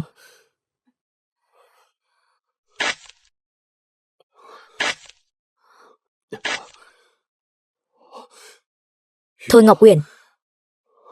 Vương gia, người hãy bình tĩnh. Bản vương rốt cuộc chỗ nào không bằng hoàng thượng? Tại sao trong mắt nàng chỉ có thể nhìn thấy hắn? Thái hậu, con yêu nữ họ Thôi kia đang tư thông với nam nhân trong thiên điện. Thần thiếp tận mắt thấy dáng vẻ lẳng lơ của cô ta, không biết liêm sỉ tột cùng. Người nhất định phải nghiêm trị. Nếu quả thực có chuyện này, ai ra nhất định không tha. Bắt gian phải bắt tận tay. Không khéo chúng nghe được phong thanh mà chạy mất. Thần thiếp bây giờ sẽ đi lôi chúng ra. The film was translated and narrated by Người đâu? M Media. Phá cửa cho bản cung. Ai dám tự tiện xông vào, thật to gan. Bản cung là phi tần tam phẩm, lũ thị vệ thấp kém các ngươi cũng dám ngăn cản bản cung sao? Nương nương minh giám, chúng thần phụng mệnh hoàng thượng, bảo vệ tại đây, không ai được tự tiện xông vào. Hoàng thượng, các ngươi rõ ràng là đã nhận hối lộ của ung vương để thuận tiện cho ung vương tư thông với đàn bà tại đây, cho nên mới phái binh canh giữ. E là kẻ bên trong kia đang hưởng thụ mưa móc ân sủng nhỉ? Nương nương hãy thận trọng lời nói, đây là lệnh đích thân hoàng thượng ban, không liên quan đến ung vương. Bản cung phục ý chỉ của thái hậu, đến để bắt người. Các ngươi còn dám ngăn cản, chính là chống đối thánh chỉ. Nương nương, không có chỉ dụ của hoàng thượng, chúng thần tuyệt đối không cho qua. Thôi Ngọc Uyển, ngươi trốn được nhất thời, không trốn được cả đời. Ngươi không biết liêm sỉ, cầu dẫn tông thân, làm loạn hậu cung, thật là mất hết thể diện hoàng gia. Lên cho ta, phá cửa ra, lôi đôi gian phu dâm phụ đó ra cho ta. Ta muốn để thiên hạ xem bộ mặt xấu xa của chúng. Hoàng thượng có lệnh, kẻ nào tự tiện xông vào thì mất mạng. Đồ vô dụng, lên cho ta. Có chuyện gì bản cung chịu trách nhiệm. Chẫm xem ai dám kháng chỉ không tuân. Tham kiến hoàng thượng. Hoàng thượng che chở cô ta như vậy, không sợ lời đồn nổi lên, tổn hại thánh tâm sao? Ngươi đang chất vấn trẫm sao? Thần thiếp chỉ là sợ hoàng thượng bị người ta che mắt, bị người ta cắm sừng, càng là lo lắng cho danh tiếng của Thục phi muội muội. Ngươi mượn danh nghĩa của trẫm để xông vào cung, nếu là lo lắng cho danh tiếng của Thục phi, lúc này nên lui xuống đi. Hoàng thượng, Thôi Ngọc Uyển, nếu thực sự trong sạch, sao phải sợ mở cửa đối chất? Ngược lại là hoàng thượng ngăn cản như vậy, chẳng lẽ nhất định phải bảo vệ người đàn bà tiện nhân này sao? Thật to gan, tất cả im miệng. Đêm khuya ồn ào, ra thể thống gì nữa? Thái hậu, hoàng thượng, bao che cho Thôi thị. Thần thiếp cũng là kinh sợ huyết mạch hoàng gia bị bôi nhọ. Mẫu hậu, ai ra chỉ hỏi một câu, Thục phi có ở Trung Túy cung không? Thưa hoàng thượng. Hoàng thượng, Thục phi nương nương đã vào Hàm Hương Các. Ung vương điện hạ cũng đã vào Hàm Hương Các. Cái gì? Huyết mạch hoàng gia không được phép xảy ra sai sót. Thục phi đã không ở trong cung của mình, vậy thì phải tra. Mẫu hậu,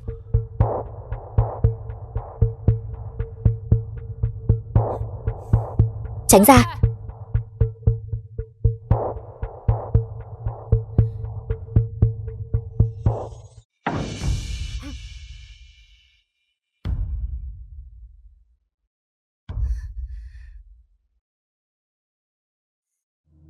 Thần thiếp tham kiến thái hậu, tham kiến hoàng thượng.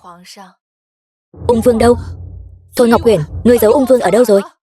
Ung vương, giờ này hắn nên ở phủ ung vương chứ? Không thể nào, nhất định là ngươi giấu hắn đi rồi. Người đâu? Lục soát. Được rồi, giày vò suốt cả đêm, ngươi còn muốn làm loạn đến bao giờ? Không thể nào. Thần thiếp rõ ràng cái gì? Thục phi, đã muộn thế này rồi, ngươi một mình làm gì ở đây? Bẩm thái hậu, thần thiếp nhập cung đã vài tháng mà chưa thể hạ sinh hoàng tự cho hoàng thượng, trong lòng cảm thấy hổ thẹn nên mới tìm đến nơi yên tĩnh này, thắp hương cầu nguyện, đốt chút kinh thư tự tay mình chép, dâng lên Tống Tử Quan Âm, cầu xin người phù hộ cho thần thiếp sớm ngày mang thai long tự. Nói nghe hay thật, rõ ràng là có tật giật mình. Ta thấy ngươi là đang tư thông với kẻ khác nên mới cố tình tìm cớ thì có. Đốt kinh thư sao không đốt ở cung mình, lại chạy đến tận đây? Giai phi nương nương nhập cung đã lâu, sao đến đạo lý này cũng không hiểu? Hậu cung người đông mất tạp, thần thiếp nếu làm việc công khai chắc chắn sẽ bị người ta bàn tán, nói thần thiếp làm chuyện quái đản. Chuyện búp bê chủ yếm lần trước đã khiến thần thiếp chịu đủ điều tiếng rồi, thần thiếp nào dám tự chuốc thêm phiền phức nữa. Ngươi rõ ràng là có tật giật mình. Đủ rồi. Giai phi, ai ra biết ngươi hay ghen, nhưng cũng không thể vì thế mà đổ ngược lại, vu khống Ngọc Uyển như vậy. Thái hậu, thần thiếp nói đều là sự thật, cô ta đang lừa người đấy. Trong mắt Ai Gia không chứa nổi hạt cát. Có thưởng, ắt có phạt. Giai Phi, không bằng không chứng mà dám chỉ trích Phi Tần. Lòng dạ thật đáng sợ. Từ hôm nay, Giai Phi giáng xuống làm đáp ứng, tước quyền quản lý lục cung, cấm túc suy ngẫm, không chịu không được ra ngoài. Thái hậu, Thái hậu, ta bị oan, ta bị người ta hãm hại.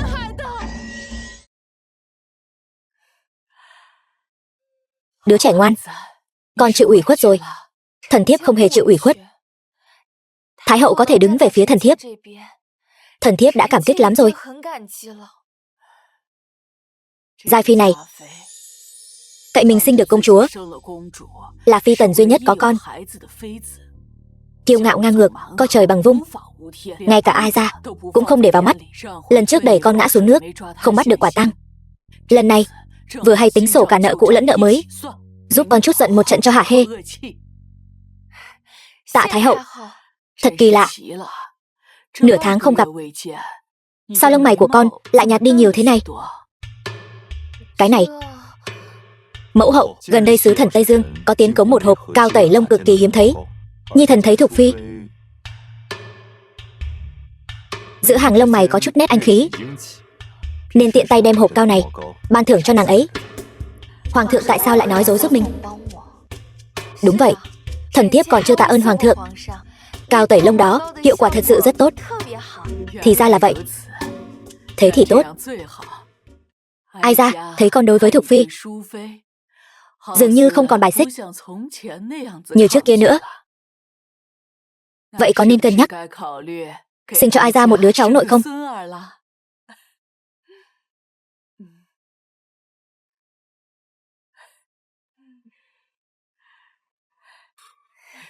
Giờ cũng không còn sớm. Ai ra thân già này không làm phiền hai người nữa.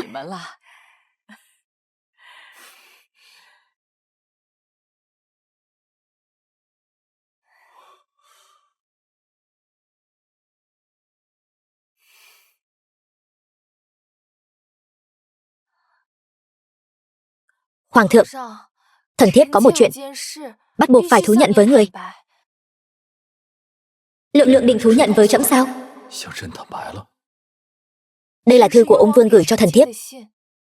Đêm nay thần thiếp quả thực là đến gặp ung vương, nhưng thần thiếp lấy tính mạng ra đảm bảo, tuyệt đối không có hành vi vượt quá giới hạn với ung vương. Vương gia, người hãy bình tĩnh lại. Rõ ràng là có kẻ đang bày mưu hãm hại chúng ta. Thì đã sao nào?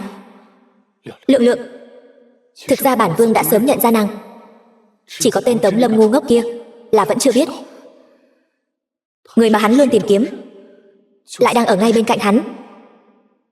Ngài nhận ra từ khi nào? Ánh mắt của nàng, sự khác biệt của nàng, và cả sự kiên cường trong nàng nữa. Lượng, thực ra bản vương đã sớm để ý đến nàng. Nếu nàng chịu theo ta có thể sắp xếp cho nàng giả mất mạng rời cung, giúp nàng điều tra rõ vụ án của phụ thân nàng, cưới nàng làm vương phi của ta. Nhưng mà ta đã có người trong lòng rồi. Ta đã thắng hoàng thượng vài lần, nhưng trong chuyện tình cảm thì là ta thua rồi. Hoàng thượng, thần thiếp và ung vương tuyệt đối không có tư tình. Hoàng thượng, trong lòng thần thiếp chỉ có... Hoàng thượng, không cần nói nữa, trẫm tin nàng. Hôm nay trẫm sẽ chiều theo ý nàng, cùng nàng là một đôi phu thê bình thường.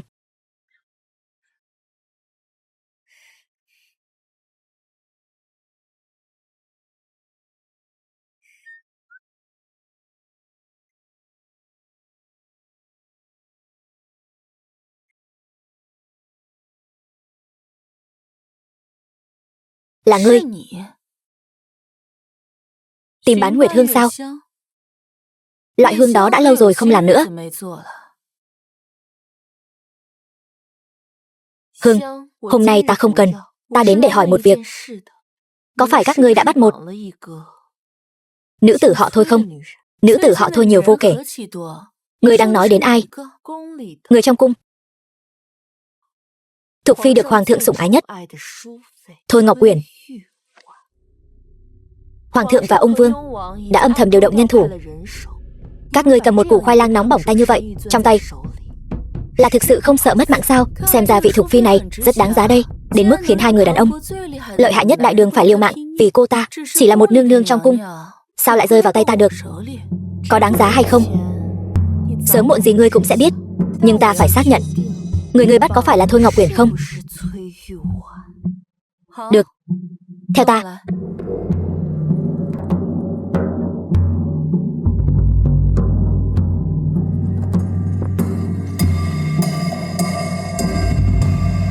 Ngươi thấy rồi đó, chính là người ngươi muốn tìm sao?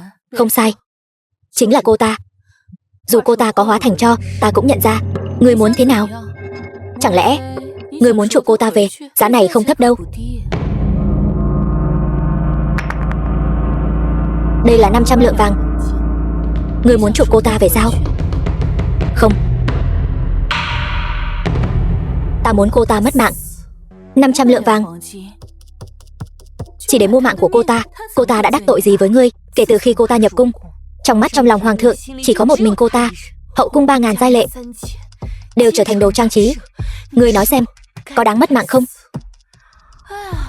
Thâm cung tịch mịch, đây chính là số mệnh của các ngươi. Bán Nguyệt Hương trước kia chính là dùng trên người cô ta, chỉ khiến cô ta nổi một thân mẩn đỏ. Thật đúng là rẻ rúng cho cô ta. Hương của ta vậy mà lại vô hiệu. Ung vương điện hạ, người đó kể từ khi ta quen biết, thanh lãnh tự giữ, không gần nữ sắc, vậy mà cũng thiên vị cô ta. Ta không tin. Ta muốn thử xem. Ta đã mượn danh nghĩa của cô ta gửi cho ông vương một bức thư, hẹn ngày ấy gặp mặt trong cung. Ngươi đoán xem, vị ung vương điện hạ vốn luôn bình tĩnh bước đi từng bước tính toán đó, vì cô ta mà thực sự mạo hiểm đêm khuya vào cung. Chỉ thiếu một chút, chỉ thiếu một chút nữa là bị bắt quả tang trên giường.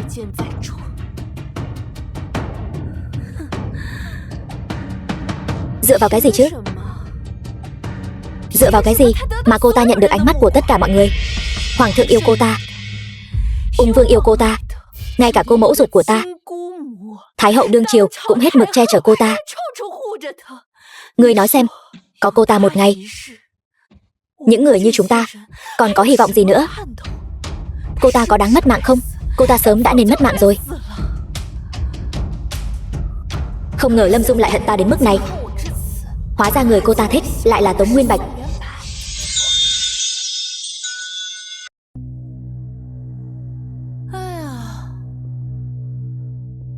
Giả vờ cũng giống lắm đấy. Ngươi sớm đã tỉnh rồi đúng không? Nghe những lời oán hận tận tâm can đó, cảm giác thế nào?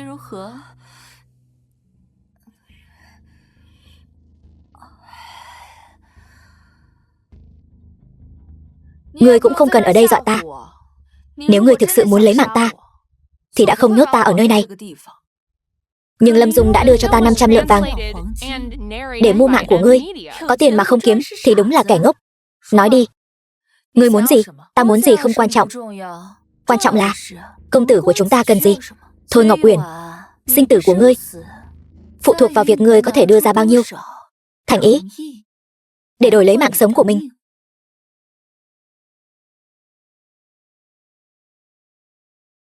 Công tử Ngọc Lương Trạch, Thục phi nương nương, nghe danh đã lâu. Ngươi chính là mưu sĩ của ông vương. Ngọc Lương Trạch đó sao?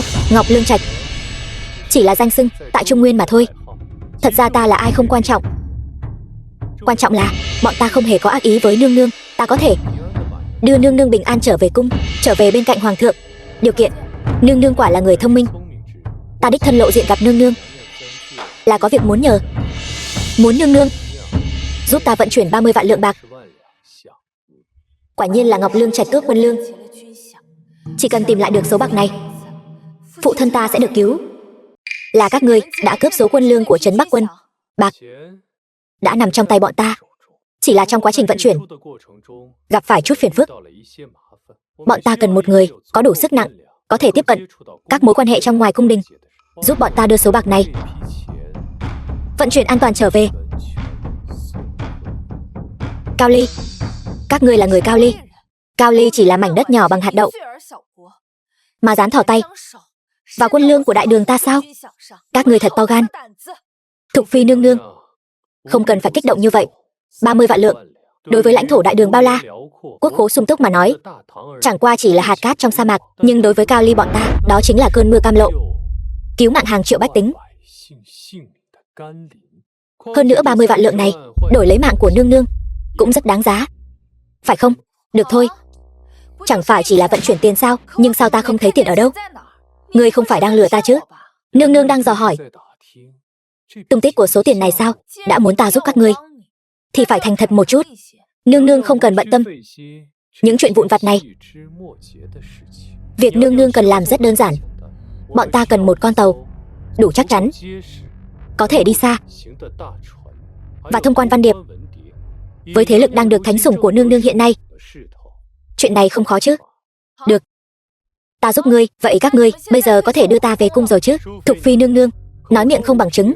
Nếu nương nương trở về cung hối hận thì làm sao? Vậy ngươi muốn thế nào mới chịu tin ta?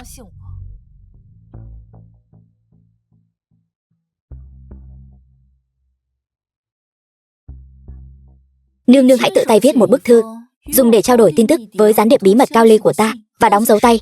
Đám người Cao Ly này thật lòng dạ độc ác. Lỡ như sự việc bại lộ, chuyện trộm bạc sẽ đổ tội lên đầu ta.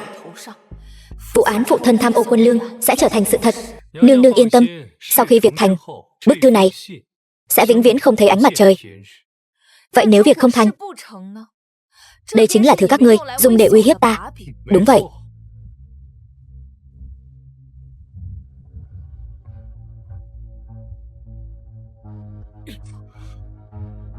Các ngươi đừng hòng. Ta là Thục Phi của đại đường, con gái thôi ra. Ta tuyệt đối không giúp kẻ ác làm điều ác, cũng tuyệt đối không bán đứng quốc gia của mình.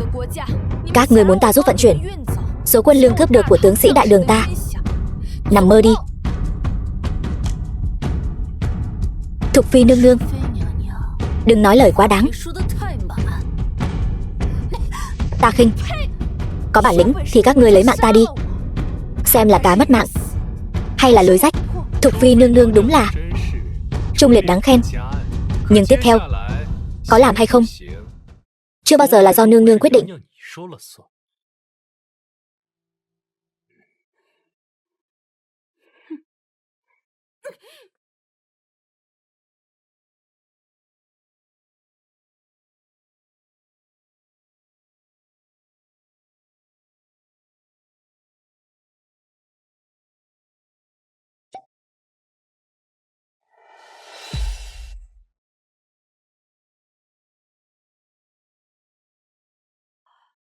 Trung Tùy Cung,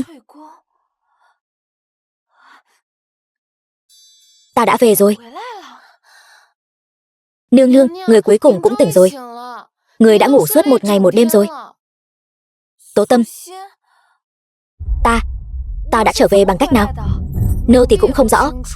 Sáng sớm hôm nay, thị vệ canh cổng cung phát hiện nương nương ngất ở cửa cung, liền vội vàng đưa người về. Thái y đã đến xem qua, chỉ nói người là bị kinh hãi, khí huyết không ổn, không có gì đáng ngại. Người đã đi đâu vậy? Cả đêm không thấy trở về. Ta, Ngọc Uyển.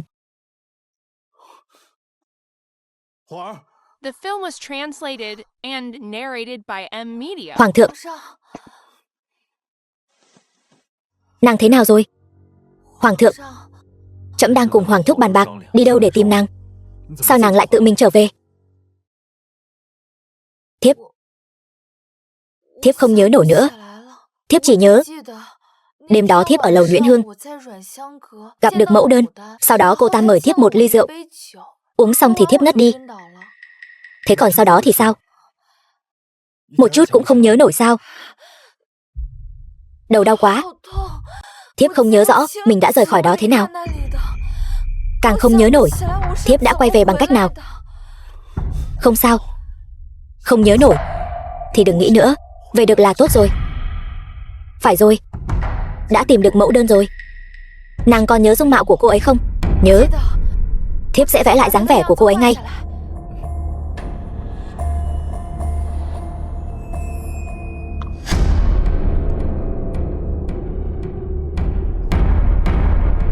Đợi đã. Dáng vẻ của cô ta. Thiếp không nhớ nổi nữa. Rõ ràng chúng tôi đã từng gặp nhau mà. Tại sao bây giờ trong đầu thiếp trống rỗng chẳng nhớ được gì cả, giống như bị ngăn cách bởi một tầng sương mù vậy.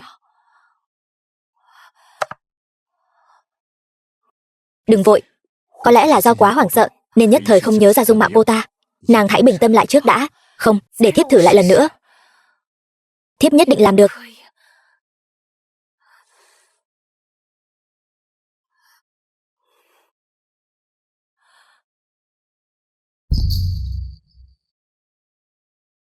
Thiếp không vẽ ra được. Thiếp không vẽ ra được nữa. Hoàng thượng, thiếp bị làm sao vậy hoàng thượng?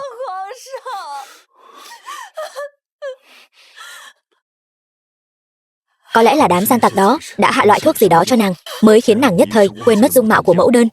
Nhưng giờ phải làm sao đây? Manh mối chúng ta khó khăn lắm mới tìm được. Chúng không chạy thoát được đâu. Có trẫm ở đây, nhất định sẽ tra ra ngọn ngành, trả lại sự trong sạch cho phụ thân nàng.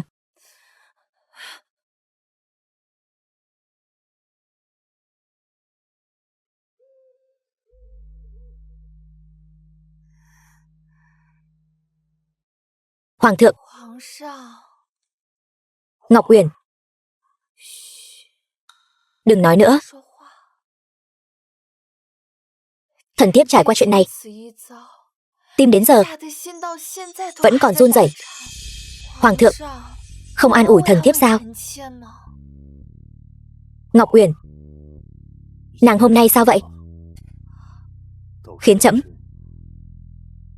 cảm thấy hơi xa lạ. Thần thiếp vừa từ cửa tử trở về, có thể gặp lại hoàng thượng đúng là không dễ dàng. Sau chuyện này, thần thiếp càng hiểu rõ tâm ý của mình hơn.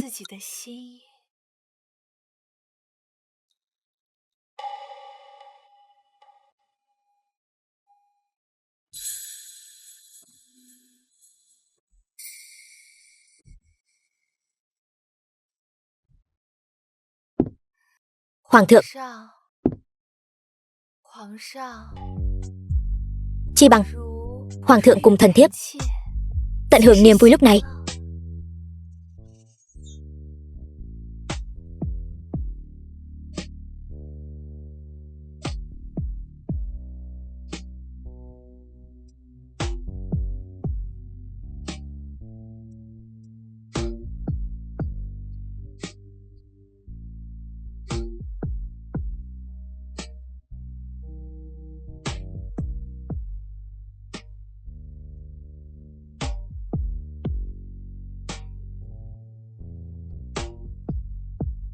Long văn trên thắt lưng hoàng thượng, nếu quấn trên người thiếp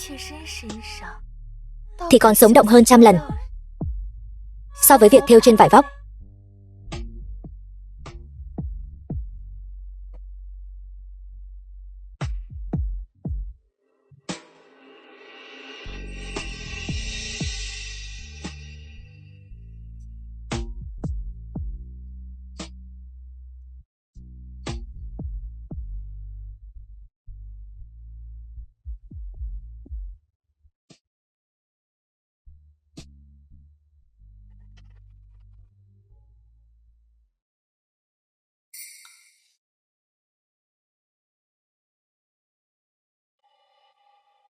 Hoàng thượng, sinh thần của thần thiếp sắp đến rồi. Nàng muốn gì, trẫm đều hứa với nàng. Thần thiếp không muốn những thứ tầm thường đó. Thần thiếp muốn một chiếc thuyền xuất phát từ kinh thành, xuôi dòng về phương Nam, đi Giang Nam xem thử. Xuống Giang Nam, hoàng thượng đi cùng thần thiếp nhé. Chúng ta không cần nghi trượng, không kinh động bất cứ ai, cứ giả làm phu thê bình thường. Vi hành. Nàng đúng là tiểu yêu tinh, suy nghĩ lúc nào cũng bất ngờ như vậy. Xuống Giang Nam là chuyện hệ trọng. Hoàng thượng, thần thiếp đi một chuyến lẩu nhuyễn hương, suýt chút nữa là mất mạng rồi. Chỉ muốn ra ngoài giải khuây. Hoàng thượng, ngay cả việc này cũng không được sao? Thôi được rồi, trẫm đều chiều theo nàng. Ngày mai trẫm sẽ cho người sắp xếp thuyền bè.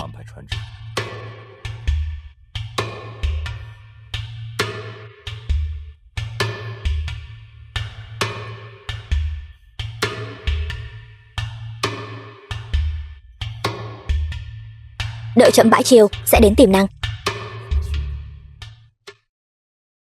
Thần thiếp cung tiễn hoàng thượng.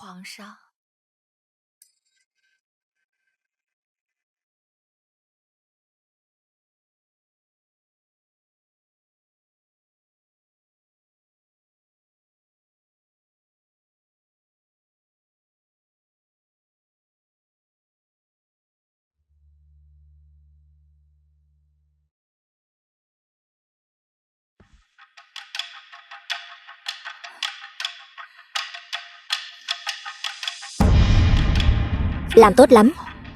Có thứ này rồi, bọn ta có thể xuất quan bất cứ lúc nào. Bây giờ chỉ thiếu một chiếc thuyền phù hợp.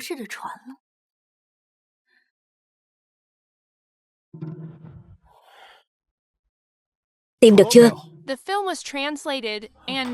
Hoàng thượng, người còn nhớ hôm qua người đã đi đâu không? Trẫm hôm qua ngoài bãi chiều chỉ đi đến. Hoàng thượng đang tìm gì vậy? Ngọc Uyển, sao nàng lại đến đây? Thần thiếp hầm canh sâm cho hoàng thượng, để bồi bổ cơ thể. Ái phi vất vả rồi. Vừa rồi trẫm đang tìm tư ấn của trẫm. Trẫm rõ ràng nhớ hôm qua vẫn còn trên người. Cập nhật hoàn tất, đang bổ sung năng lượng. Hệ thống đang kết nối lại với ký chủ. Ngọc Uyển, cô ta sớm đã nên mất mạng rồi.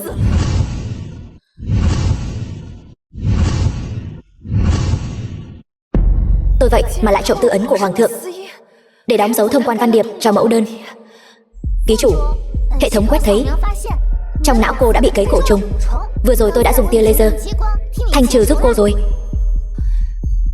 nhưng bây giờ tôi đã gây ra đại họa rồi. Nàng sao vậy? Hoàng thượng, thần thiếp không sao. Có lẽ là đêm qua giày vò quá lâu nên hơi đau đầu. Họa đã gây ra rồi, chi bằng cứ thuận nước đẩy thuyền.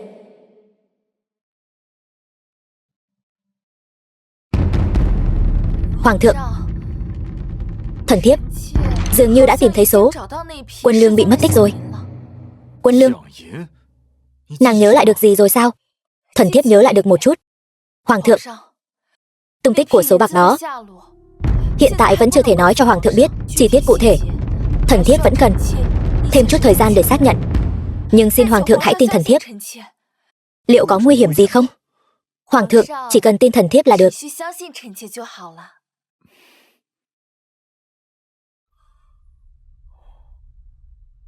Ngọc Uyển, có vài lời trẫm nhất định phải nói với nàng. Trẫm tin nàng. Từ lần đầu tiên ở Ngự Hoa Viên, khi nhìn thấy cô cung nữ lượng lượng hậu đậu vì cứu người mà lao thẳng vào lòng trẫm, trẫm đã tin nàng rồi. Chàng nhận ra ta là lượng lượng từ khi nào?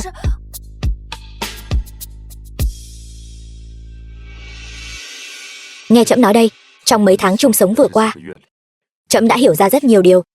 Dung mạo dù có đẹp đến đâu cũng không bằng một tấm lòng lương thiện. Trẫm suýt chút nữa đã bỏ lỡ nàng. Thôi Ngọc Uyển, trẫm đã yêu nàng từ rất lâu rồi. Chàng nói gì thiếp nghe không rõ. Dù nàng là lượng lượng hay là Thôi Ngọc Uyển, Người trẫm yêu thương từ đầu đến cuối chỉ có mình nàng. Trẫm đã nói rồi, trẫm tin nàng. Trẫm muốn nàng làm hoàng hậu của trẫm, cho phép nàng chủ trì lục cung. Ngọc Uyển, cứ yên tâm làm những gì nàng muốn. Trẫm sẽ luôn ở phía sau nàng.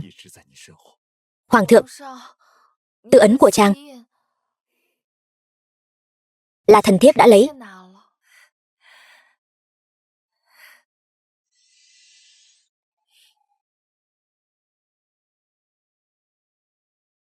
Lệ Tần tỷ tỷ, Lâm muội muội, sao muội lại tới đây? Tỷ tỷ, xảy ra chuyện lớn rồi. Thục phi, cô ta chưa mất mạng. Nghe đồn hoàng thượng định phong cô ta làm hậu, để cô ta chủ trì lục cung. Thục phi, cô ta được làm hoàng hậu rồi sao? Ai mà biết cô ta đã dùng thủ đoạn hồ ly tinh nào để mê hoặc hoàng thượng chứ? Giờ đây, địa vị của cô ta còn cao hơn chúng ta, lại còn được hoàng thượng sủng ái. Tỷ tỷ, trước đây chúng ta không ít lần làm khó cô ta, đặc biệt là... Vậy phải làm sao đây? Với thân phận hiện tại của cô ta, nếu muốn trả thù chúng ta, chẳng phải dễ như trở bàn tay sao? Liệu cô ta có gây khó dễ cho chúng ta không? Tỷ tỷ chớ hoảng, càng là lúc này, chúng ta càng phải bình tĩnh. Cô ta mới được tấn phong Thục phi không lâu, căn cơ chưa vững, chính là lúc cần người nâng đỡ. Chúng ta hãy đến thỉnh an cô ta nhiều hơn, hạ thấp tư thế xuống, khéo léo lấy lòng cô ta. Lấy lòng?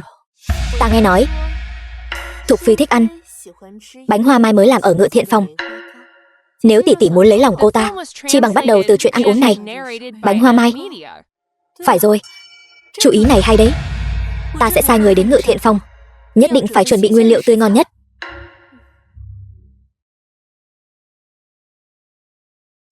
Thục phi nương nương vạn an.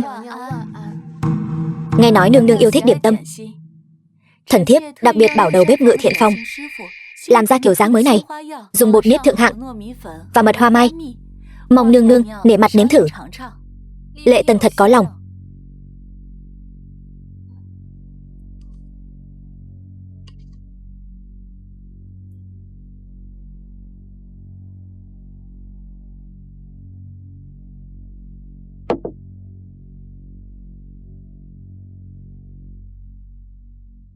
Đồ nịnh hót. Giai phi vừa gặp chuyện đã vội vàng chạy đến lấy lòng ta, nhưng cũng may là Lệ Tần này chưa từng thực sự hại ta.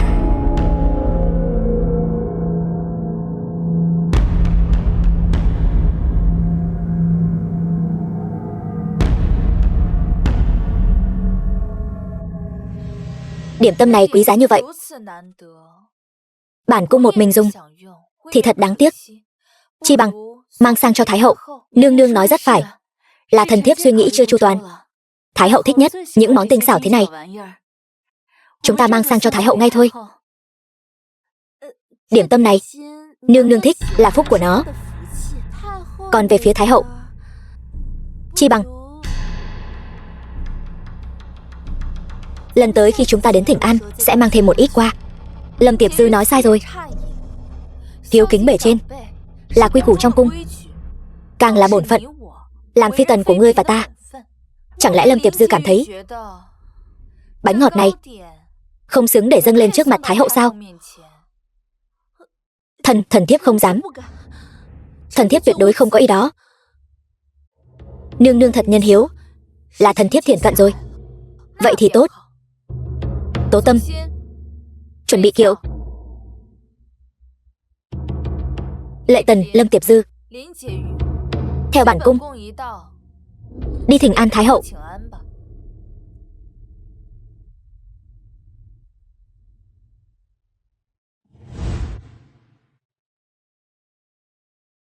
Thần thiếp tham kiến mẫu hậu. Mẫu hậu vạn phúc kim an. Tất cả đứng lên đi. Hôm nay sao lại có thời gian dẫn theo bọn họ tới đây?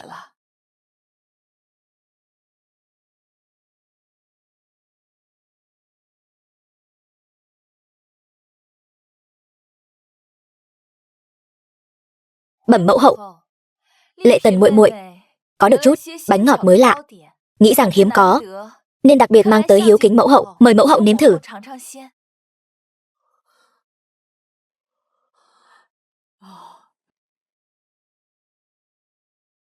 Bánh hoa mai Bánh này thật mới lạ. Nếm thử xem. Thái hậu, không được.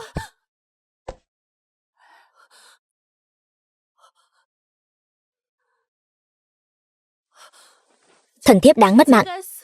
Thần thiếp nhất thời sơ suất, kinh động đến Thái hậu. Xin Thái hậu tha tội.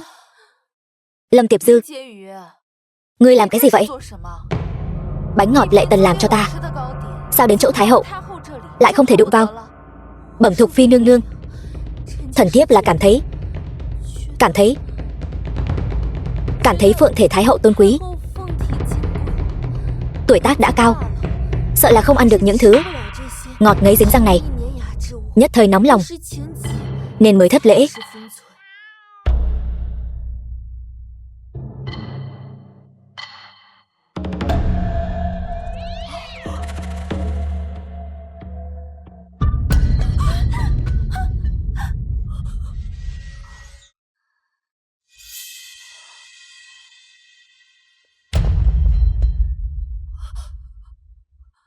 Không phải ta, không phải thần thiếp. Bánh ngọt này là Lệ Tần nương nương mang tới, không liên quan đến thần thiếp. Ngươi nói bậy. Bánh ngọt này rõ ràng là ngươi xúi giục ta làm. Lúc nãy ở Trung Tùy cung, Thục phi nương nương muốn mang tới cho Thái hậu, ngươi trăm phương ngàn kế không muốn. Đến đây rồi, ngươi lại phát điên lên, đánh rơi bánh ngọt trong tay Thái hậu. Không phải ngươi thì còn là ai? Lâm Tiệp Dư, sự việc đến nước này ngươi còn muốn chối cãi? Nếu không phải ngươi hạ độc, tại sao lại ngăn cản Thái hậu? Thần thiếp không có. Cô mẫu, Thái hậu, ngươi phải tin thần thiếp. Thần thiếp bị oan. Oan sao? Lâm Dung, ai ra thấy ngươi là đã ăn gan hùm mật gấu rồi. Trước kia mấy lần hãm hại Thục phi, việc nào mà ai ra không biết. Ai ra niệm tình ngươi là cháu gái Lâm gia, niệm tình nghĩa Lâm gia. Ngươi thì hay rồi, không biết tự kiểm điểm, còn làm tới mức này. Hạ độc, tính kế lên đầu ai ra.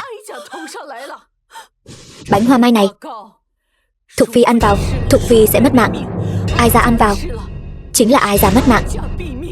Tâm địa người thật độc ác.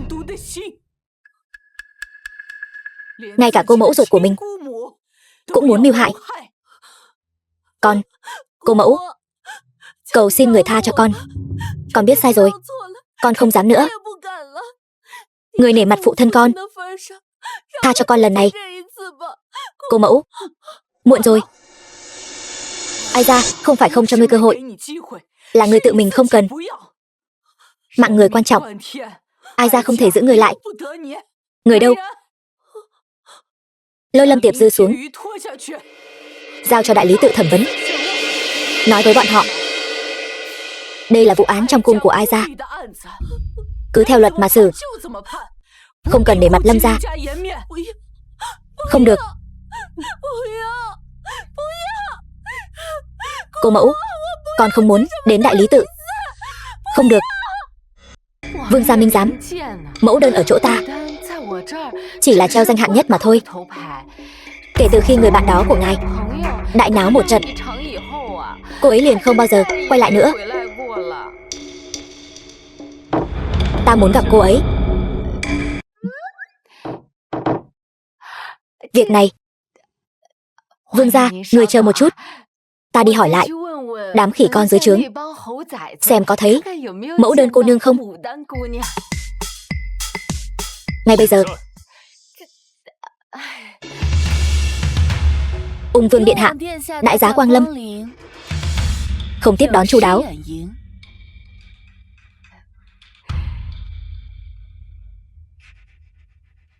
Người nhận ra bản vương?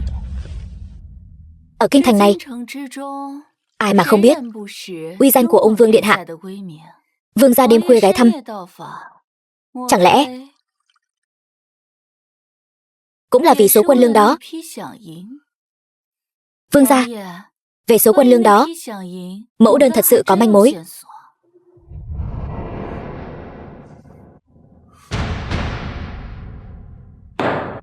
Nói mau.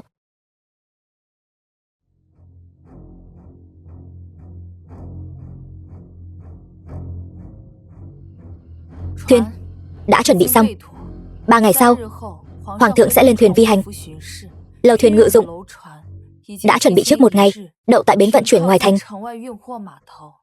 Ngoài bến tàu, 3 bước lại có một lính canh, 5 bước một trạm gác, thủ vệ cực kỳ nghiêm ngặt.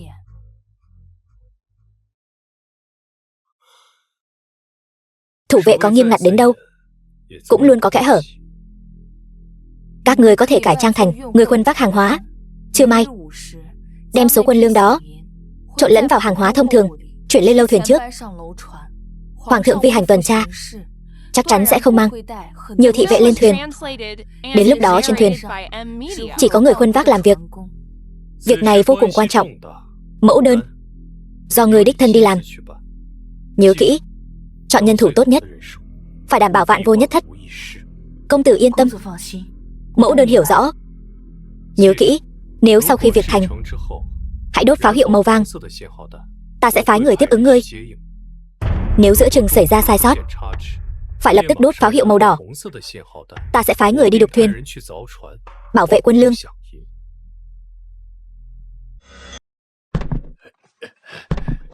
Sau này khi có thời gian, trẫm sẽ đưa nàng đi du thuyền giải khuây.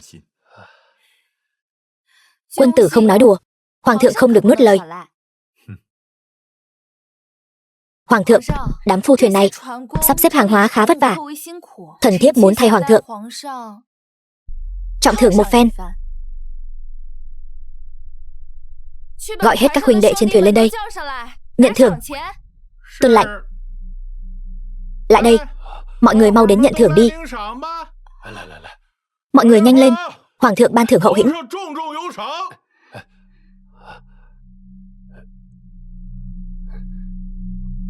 Tạ hoàng thượng ban ơn, tạ nương nương ban thưởng. Thôi Ngọc Uyển, người đàn bà ngu ngốc này, xem ra đã bị công tử nắm thóp chặt chẽ. Quân lương đã vận chuyển thuận lợi lên thuyền, chỉ chờ thuyền khởi hành, phát tín hiệu là có thể đại công cáo thành. Ngay cả vị hoàng đế đại đường này cũng có thể một mẻ bắt gọn. Hoàng thượng, người đã đến đông đủ. Người đâu? Bắt lấy đám giả dạng phu thuyền, ý đồ bất chính này, lại cho trẫm. Ngươi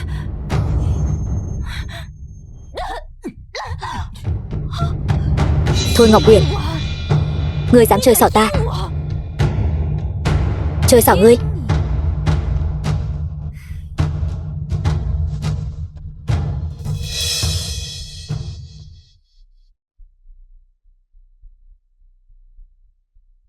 Mẫu đơn cô nương nói đùa rồi. Bổn cung chỉ là thay mặt đại đường bắt giữ gian tế nước khác mà thôi.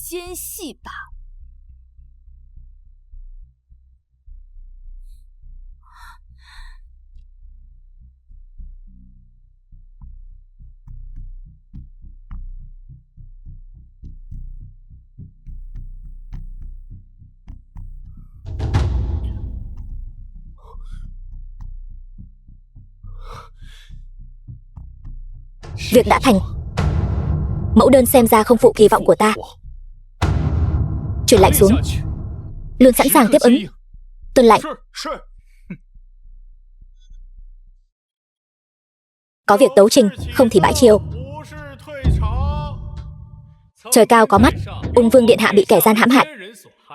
Thần khẩn cầu minh oan cho Ung Vương. Hoàng thúc, đây là Ung Vương điện hạ. Sao lại thành ra nông nỗi này?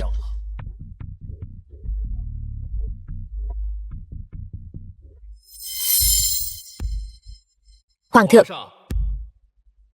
thần là mưu sĩ của Ung Vương, Ngọc Lương Trạch. Thần có bản tấu, thần có một vật, xin hoàng thượng cùng các đại thần xem qua. Ngươi chính là Ngọc Lương Trạch. Ung Vương xảy ra chuyện gì mà lại bị ngươi khiêng lên điện thế này? Ung Vương điện hạ này vì sao lại hôn mê bất tỉnh? Việc này hoàng thượng không biết sao?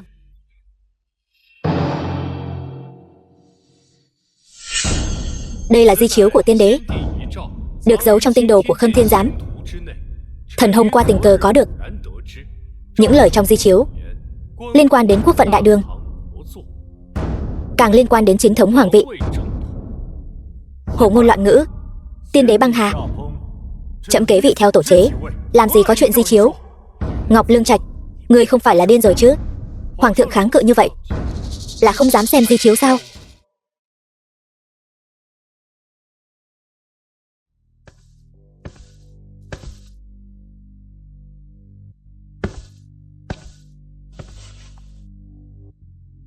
Di chiếu tiên đế vốn là truyền ngôi cho ung vương Tống Nguyên Bạch. Hơn nữa, trong di chiếu còn nói rõ, di chiếu thánh thượng đương kim, tâm thuật bất chính, không xứng làm vua. Mực còn mới lộ liễu như vậy mà còn dám nói là di chiếu, hay cho một bản di chiếu tiên đế. Ngọc Lương Trạch, ngươi to gan thật, dám ngụy tạo di chiếu tiên đế, mê hoặc lòng người. Hoàng thượng nói thần ngụy tạo, vậy thần xin hỏi hoàng thượng, 3 ngày trước ung vương phụng chỉ nhập cung rồi không thấy trở ra, người đã đi đâu? Nếu không phải thần nghi ngờ, âm thầm tra xét mới cứu được người. Chỉ sợ ung vương này đã sớm mất mạng. Chư vị đại nhân, ung vương điện hạ vốn được tiên đế kỳ vọng rất nhiều, nay lại rơi vào kết cục này. Chẳng phải điều này đã chứng thực lời trong di chiếu sao? Hoàng thượng không dung nổi vị tiểu thúc có công cao trấn chủ này sao? Hoàng thượng, những lời mưu sĩ này nói có phải là thật không? Ung vương điện hạ thật sự bị... Câm miệng, ung vương là máu mủ của trẫm, trẫm sao có thể hãm hại thúc ấy? Ngọc Lương Trạch, ngươi ngậm máu phun người. Ung vương đã mất tích 3 ngày trước, hôm nay ngươi lại mang thúc ấy trở về. Kẻ ám hại rõ ràng là ngươi. Tâm tư của thần chính là tuân theo di chiếu tiên đế, phò chính trừ tà. Hoàng thượng xoán đoạt hoàng vị, tàn hại tông thân, đức không xứng với ngôi. Thần khẩn cầu hoàng thượng thuận theo mệnh trời, thoái vị nhường hiền, để ung vương điện hạ kế thừa đại thống. Chuyện này ồn ào thế này, ngươi xem, mẫu đơn thất thủ thì đã sao? Ngươi tưởng ngươi thắng sao? Cuộc so tài thực sự bây giờ mới bắt đầu. Ván cờ này ta vẫn chưa thua. Hỗn láo! Ngọc Lương Trạch, ai cho ngươi cái gan chó, dám nói lời ngông cuồng trên điện Kim Loan, kích động mưu phản. Hoàng thượng là do tiên đế đích thân lập, vạn dân quy tâm, sao dung được kẻ gian định như ngươi ở đây vu khống? Ta muốn đánh mất mạng ngươi. Ta... Thừa tướng đại nhân nói sai rồi. Lời thần nói câu nào cũng là sự thật, tất cả đều vì Giang Sơn xã Tắc Đại Đường. Di chiếu tiên đế ở đây, ung vương điện hạ trọng thương ở đây, chẳng lẽ không phải là bằng chứng thép sao? Ngươi nói bậy, hồ ngôn loạn ngữ. Di chiếu đó rõ ràng là do ngươi ngụy tạo. Còn về ung vương điện hạ, chắc chắn là do lòng lang dạ sói của ngươi, để đạt được mục đích, không tiếc hãm hại chủ quân, sau đó lại giá họa cho hoàng thượng. Ngươi... Thừa tướng đại nhân thật là mạnh miệng. Nếu là ta hãm hại ung vương, tại sao phải khiêng ngài ấy lên triều đường, đặt trước mắt chư vị? Chẳng phải hủy thi diệt tích sẽ tốt hơn sao? Ngọc Lương Trạch, ngươi hết lần này đến lần khác nói về di chiếu tiên đế, hết lần này đến lần khác nói ung vương bị hại. Trẫm hỏi ngươi, ngươi nói ngươi cứu ung vương 3 ngày trước là cứu ở đâu? Còn có ai có thể chứng minh? Không trả lời được sao? Đó là vì cái gọi là hãm hại ung vương chẳng qua chỉ là cái cớ để ngươi mưu phản soán vị. Hoàng thượng đừng hòng chuyển hướng câu chuyện. Thần có thể cứu ung vương điện hạ ra, tự có dũng sĩ tương trợ. Hiện tại quan trọng là thật giả của di chiếu là vết thương trên người ung vương điện hạ. Hoàng thượng nếu không thẹn với lòng, sao không truyền thái y kiểm tra vết thương tại chỗ? Sao không triệu tập tông thất trọng thân, phân biệt thật giả di chiếu, kiểm tra vết thương, phân biệt thật giả? Ngọc Lương Trạch, ngươi tưởng trẫm sẽ để ngươi được như ý sao? Ngươi mang theo một di chiếu là lịch bất minh. Khuyên một, ung vương không biết đã bị ngươi động tay chân gì, lên trên triều đường này chỉ trích trẫm. Là ai cho ngươi cái gan đó? Người đâu? Ngọc Lương Trạch yêu ngôn hoặc chúng, mưu đồ bất chính, bắt hết đồng đảng của hắn lại, tống vào thiên lao chờ thẩm vấn. Ung vương lập tức đưa về vương phủ, truyền thái y trần trị. Hoàng thượng, ngài đây là muốn lấy mạng người diệt khẩu sao? Di chiếu ở đây, mọi người làm chứng. Hoàng thượng nếu cưỡng ép trấn áp, chỉ càng lộ rõ tâm tư, chỉ khiến thiên hạ phỉ nhổ ngài. Các vị đại nhân, chẳng lẽ Các người cam tâm trợ trụ vi ngược sao? Nghịch tặc, còn dám lớn lối.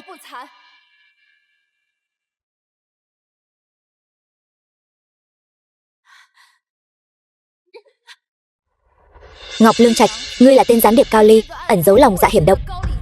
Chuyện đã đến nước này, còn dám ở đây yêu ngôn hoặc chúng, đảo lộn trắng đen. Thục Phi nương nương, hắn là gián điệp của nước Cao Ly sao?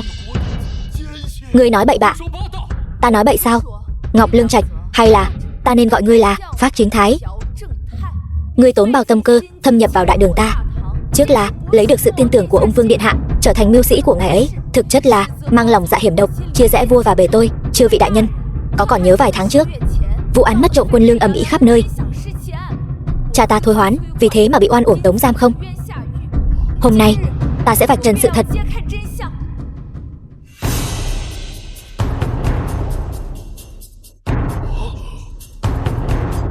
Nữ tử này tên Mẫu Đơn, là đồng bọn của Ngọc Lương Trạch ở kinh thành, chịu trách nhiệm thay hắn nghe ngóng tin tức, tiếp ứng vận chuyển tang vật. Những thứ trong dương này chính là quân lương mà hắn cướp được lúc trước. Người khiêu khích hoàng thượng với ung vương, tạo ra hiểm khích, thiết kế trộm quân lương, bố trí tinh vi, sau đó giá họa mọi tội lỗi lên đầu cha ta. Bây giờ người thấy âm mưu bại lộ, liền chó cùng dứt dậu, ngụy tạo di chiếu tiên đế, hãm hại ung vương điện hạ, công khai vu khống hoàng thượng. Ngươi mưu đồ dùng việc này để nhiễu loạn triều cương đại đường ta. Ngươi thật to gan, hồ ngôn loạn ngữ, ngươi ngậm máu phun người. Nữ nhân này là ai? Còn nữa số bạc này là từ đâu mà có? Ta hoàn toàn không biết. Rõ ràng là ngươi vì muốn giúp cha ngươi thoát tội nên mới bịa đặt vu khống, giá họa cho người khác. Giá họa sao? Ngọc Lương Trạch, chuyện đã đến nước này, ngươi còn muốn chối cãi sao? Mẫu Đơn, ngươi còn muốn bao che cho kẻ lòng lang dạ sói, bán chủ cầu vinh này sao? Nếu ngươi thành khẩn khai báo, hoàng thượng có lẽ sẽ niệm tình ngươi bị kẻ khác xúi giục mà khoan hồng cho ngươi. Nô tỳ xin khai. Nô tỳ xin khai hết. Nô tỳ là phụng mệnh của Phác, không là lệnh của Ngọc Lương Trạch. Hắn sai ta ẩn nấp ở kinh thành, những thứ này đều là hắn lợi dụng chức vụ để trộm quân lương. Hắn nói sau khi thành công sẽ đưa nô tỳ về Cao Ly hưởng phúc. Xin hoàng thượng tha mạng. Tên cẩu tặc nhà ngươi hóa ra là gián điệp do Cao Ly phái tới. Chúng ta suýt chút nữa đã bị tên cẩu tặc này lừa gạt mà hiểu lầm hoàng thượng. Hóa ra là vậy. Hoàng thượng là thần hồ đồ. Thần suýt chút nữa đã trúng kế ly gián của tên gian tặc này. Thôi Khanh dạy con rất tốt. Thục Phi lâm nguy không loạn, trí dũng song toàn, thật là phúc của đại đường ta. Ngọc Lương Trạch, không Phác Chính Thái. Bây giờ nhân chứng vật chứng đều đủ cả. Người bây giờ còn lời nào để nói? Không, không phải như vậy. Là các người, chính là các người. Các người thông đồng với nhau để hãm hại ta. Di chiếu là thật, ung vương chính là do hắn ta hãm hại. Các người đều bị lừa rồi. Câm miệng đồ cẩu tặc. Ngươi trộm quân lương, hãm hại trung lương, ly gián quân thần, từng việc bằng chứng thép rành rành, sao dung cho ngươi chối cãi? Hoàng thượng, thần thiếp khẩn cầu hoàng thượng lập tức bắt giữ tên gian tặc này, trị tội theo phép nước để răn đe kẻ khác. Chuẩn tấu. Người đâu? Bắt tên gián điệp Cao Ly Phác Chính Thái cùng đồng đảng Mẫu Đơn của hắn lại cho trẫm. Thôi Khanh một lòng vì nước, là do bị kẻ gian hãm hại, từ hôm nay khôi phục quan chức như cũ. Hoàng thượng, Cao Ly gặp đại hạn, trăm năm khó gặp, bách tính lưu lạc khắp nơi, đói rét lầm than. Thần có thể mất mạng, nhưng cầu xin hoàng thượng hãy thương xót bách tính Cao Ly, ban bạc cứu đói. Hoàng thượng, không được, tuyệt đối không được. Người Cao Ly vốn dĩ nham hiểm xảo trá, tuyệt đối không thể được. Đợi đã, người nói cũng có lý, làm khổ ai cũng không thể để bách tính chịu khổ. Trẫm quyết định cứu trợ Cao Ly. Hoàng đế đại đường vạn tuế, vạn tuế. Kể từ hôm nay, Cao Ly sẽ được sáp nhập vào bản đồ Trung Hoa ta, đổi tên thành Hàn huyện. Cái gì? Ngươi muốn thôn tính nước ta sao? Đây là thông báo, không phải thương lượng. Hoàng thượng thánh minh.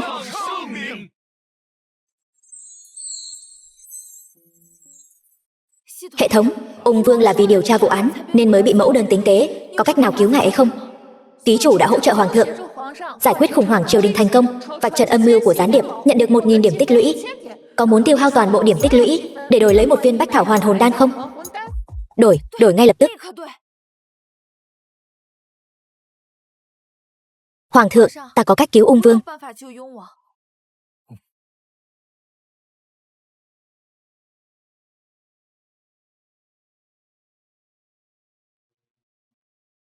Vương gia. Hoàng thúc. Hoàng thượng, ta đây là bị làm sao vậy?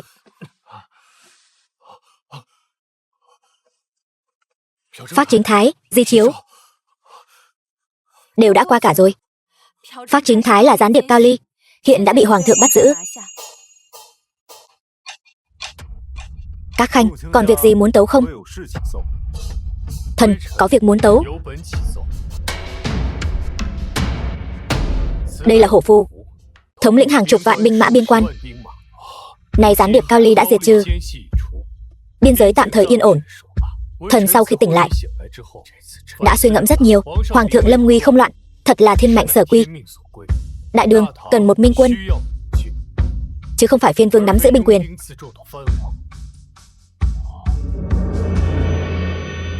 Thần tự nguyện giao trả hổ phù. Hoàng thượng.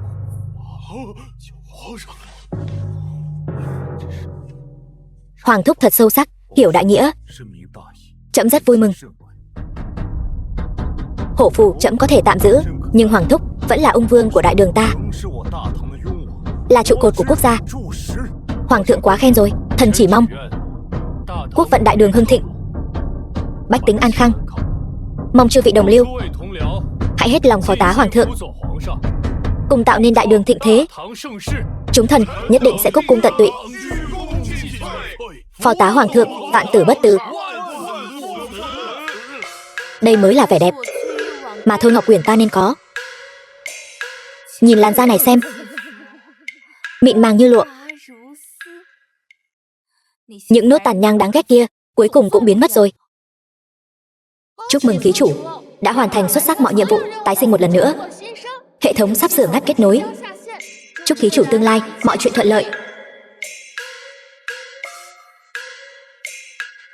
Ngọc Uyển, nhanh lên, theo trẫm đến Tử Ninh cung, mẫu hậu muốn gặp nàng.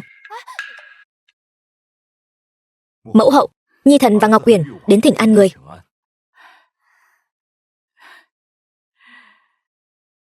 Cái thằng nhóc này không có việc gì thì chẳng bao giờ chịu đến thăm ta. Ai ra biết con muốn nói gì?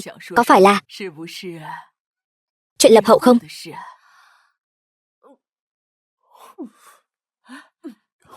Ngọc Uyển, nàng sao vậy?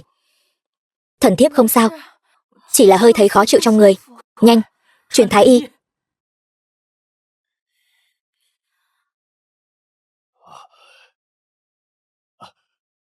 Chúc mừng hoàng thượng. Chúc mừng nương nương. Mạch tượng của nương nương trơn mượt như châu ngọc chạy trên tay, chính là dấu hiệu hỉ mạch. Những gì ngươi nói là thật sao? Lần này chắc không nhìn nhầm nữa chứ? Thần đã xác nhận, nương nương đúng là đã có thai.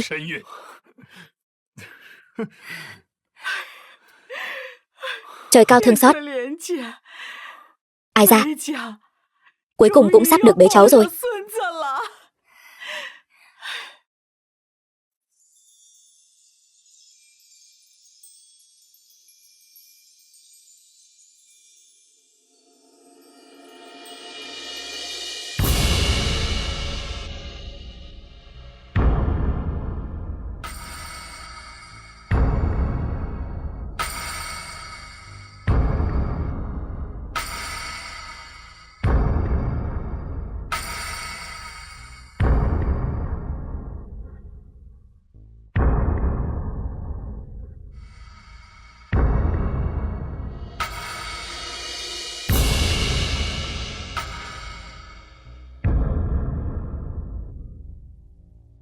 Phụng Thiên Thừa Vận, Hoàng đế chiếu viết.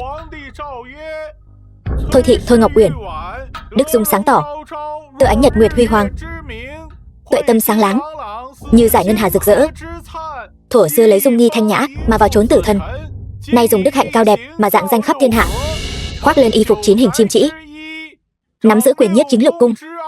Thời vận thiên mệnh đã định, lòng dân mong đợi, Không thử.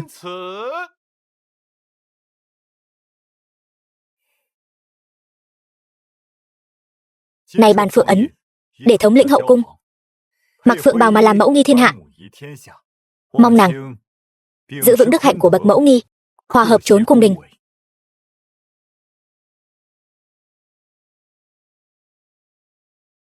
Ngọc Uyển, nàng có nguyện cùng trẫm gánh vác trọng trách tông miếu xã tắc, cùng xây dựng đại đường thịnh thế không?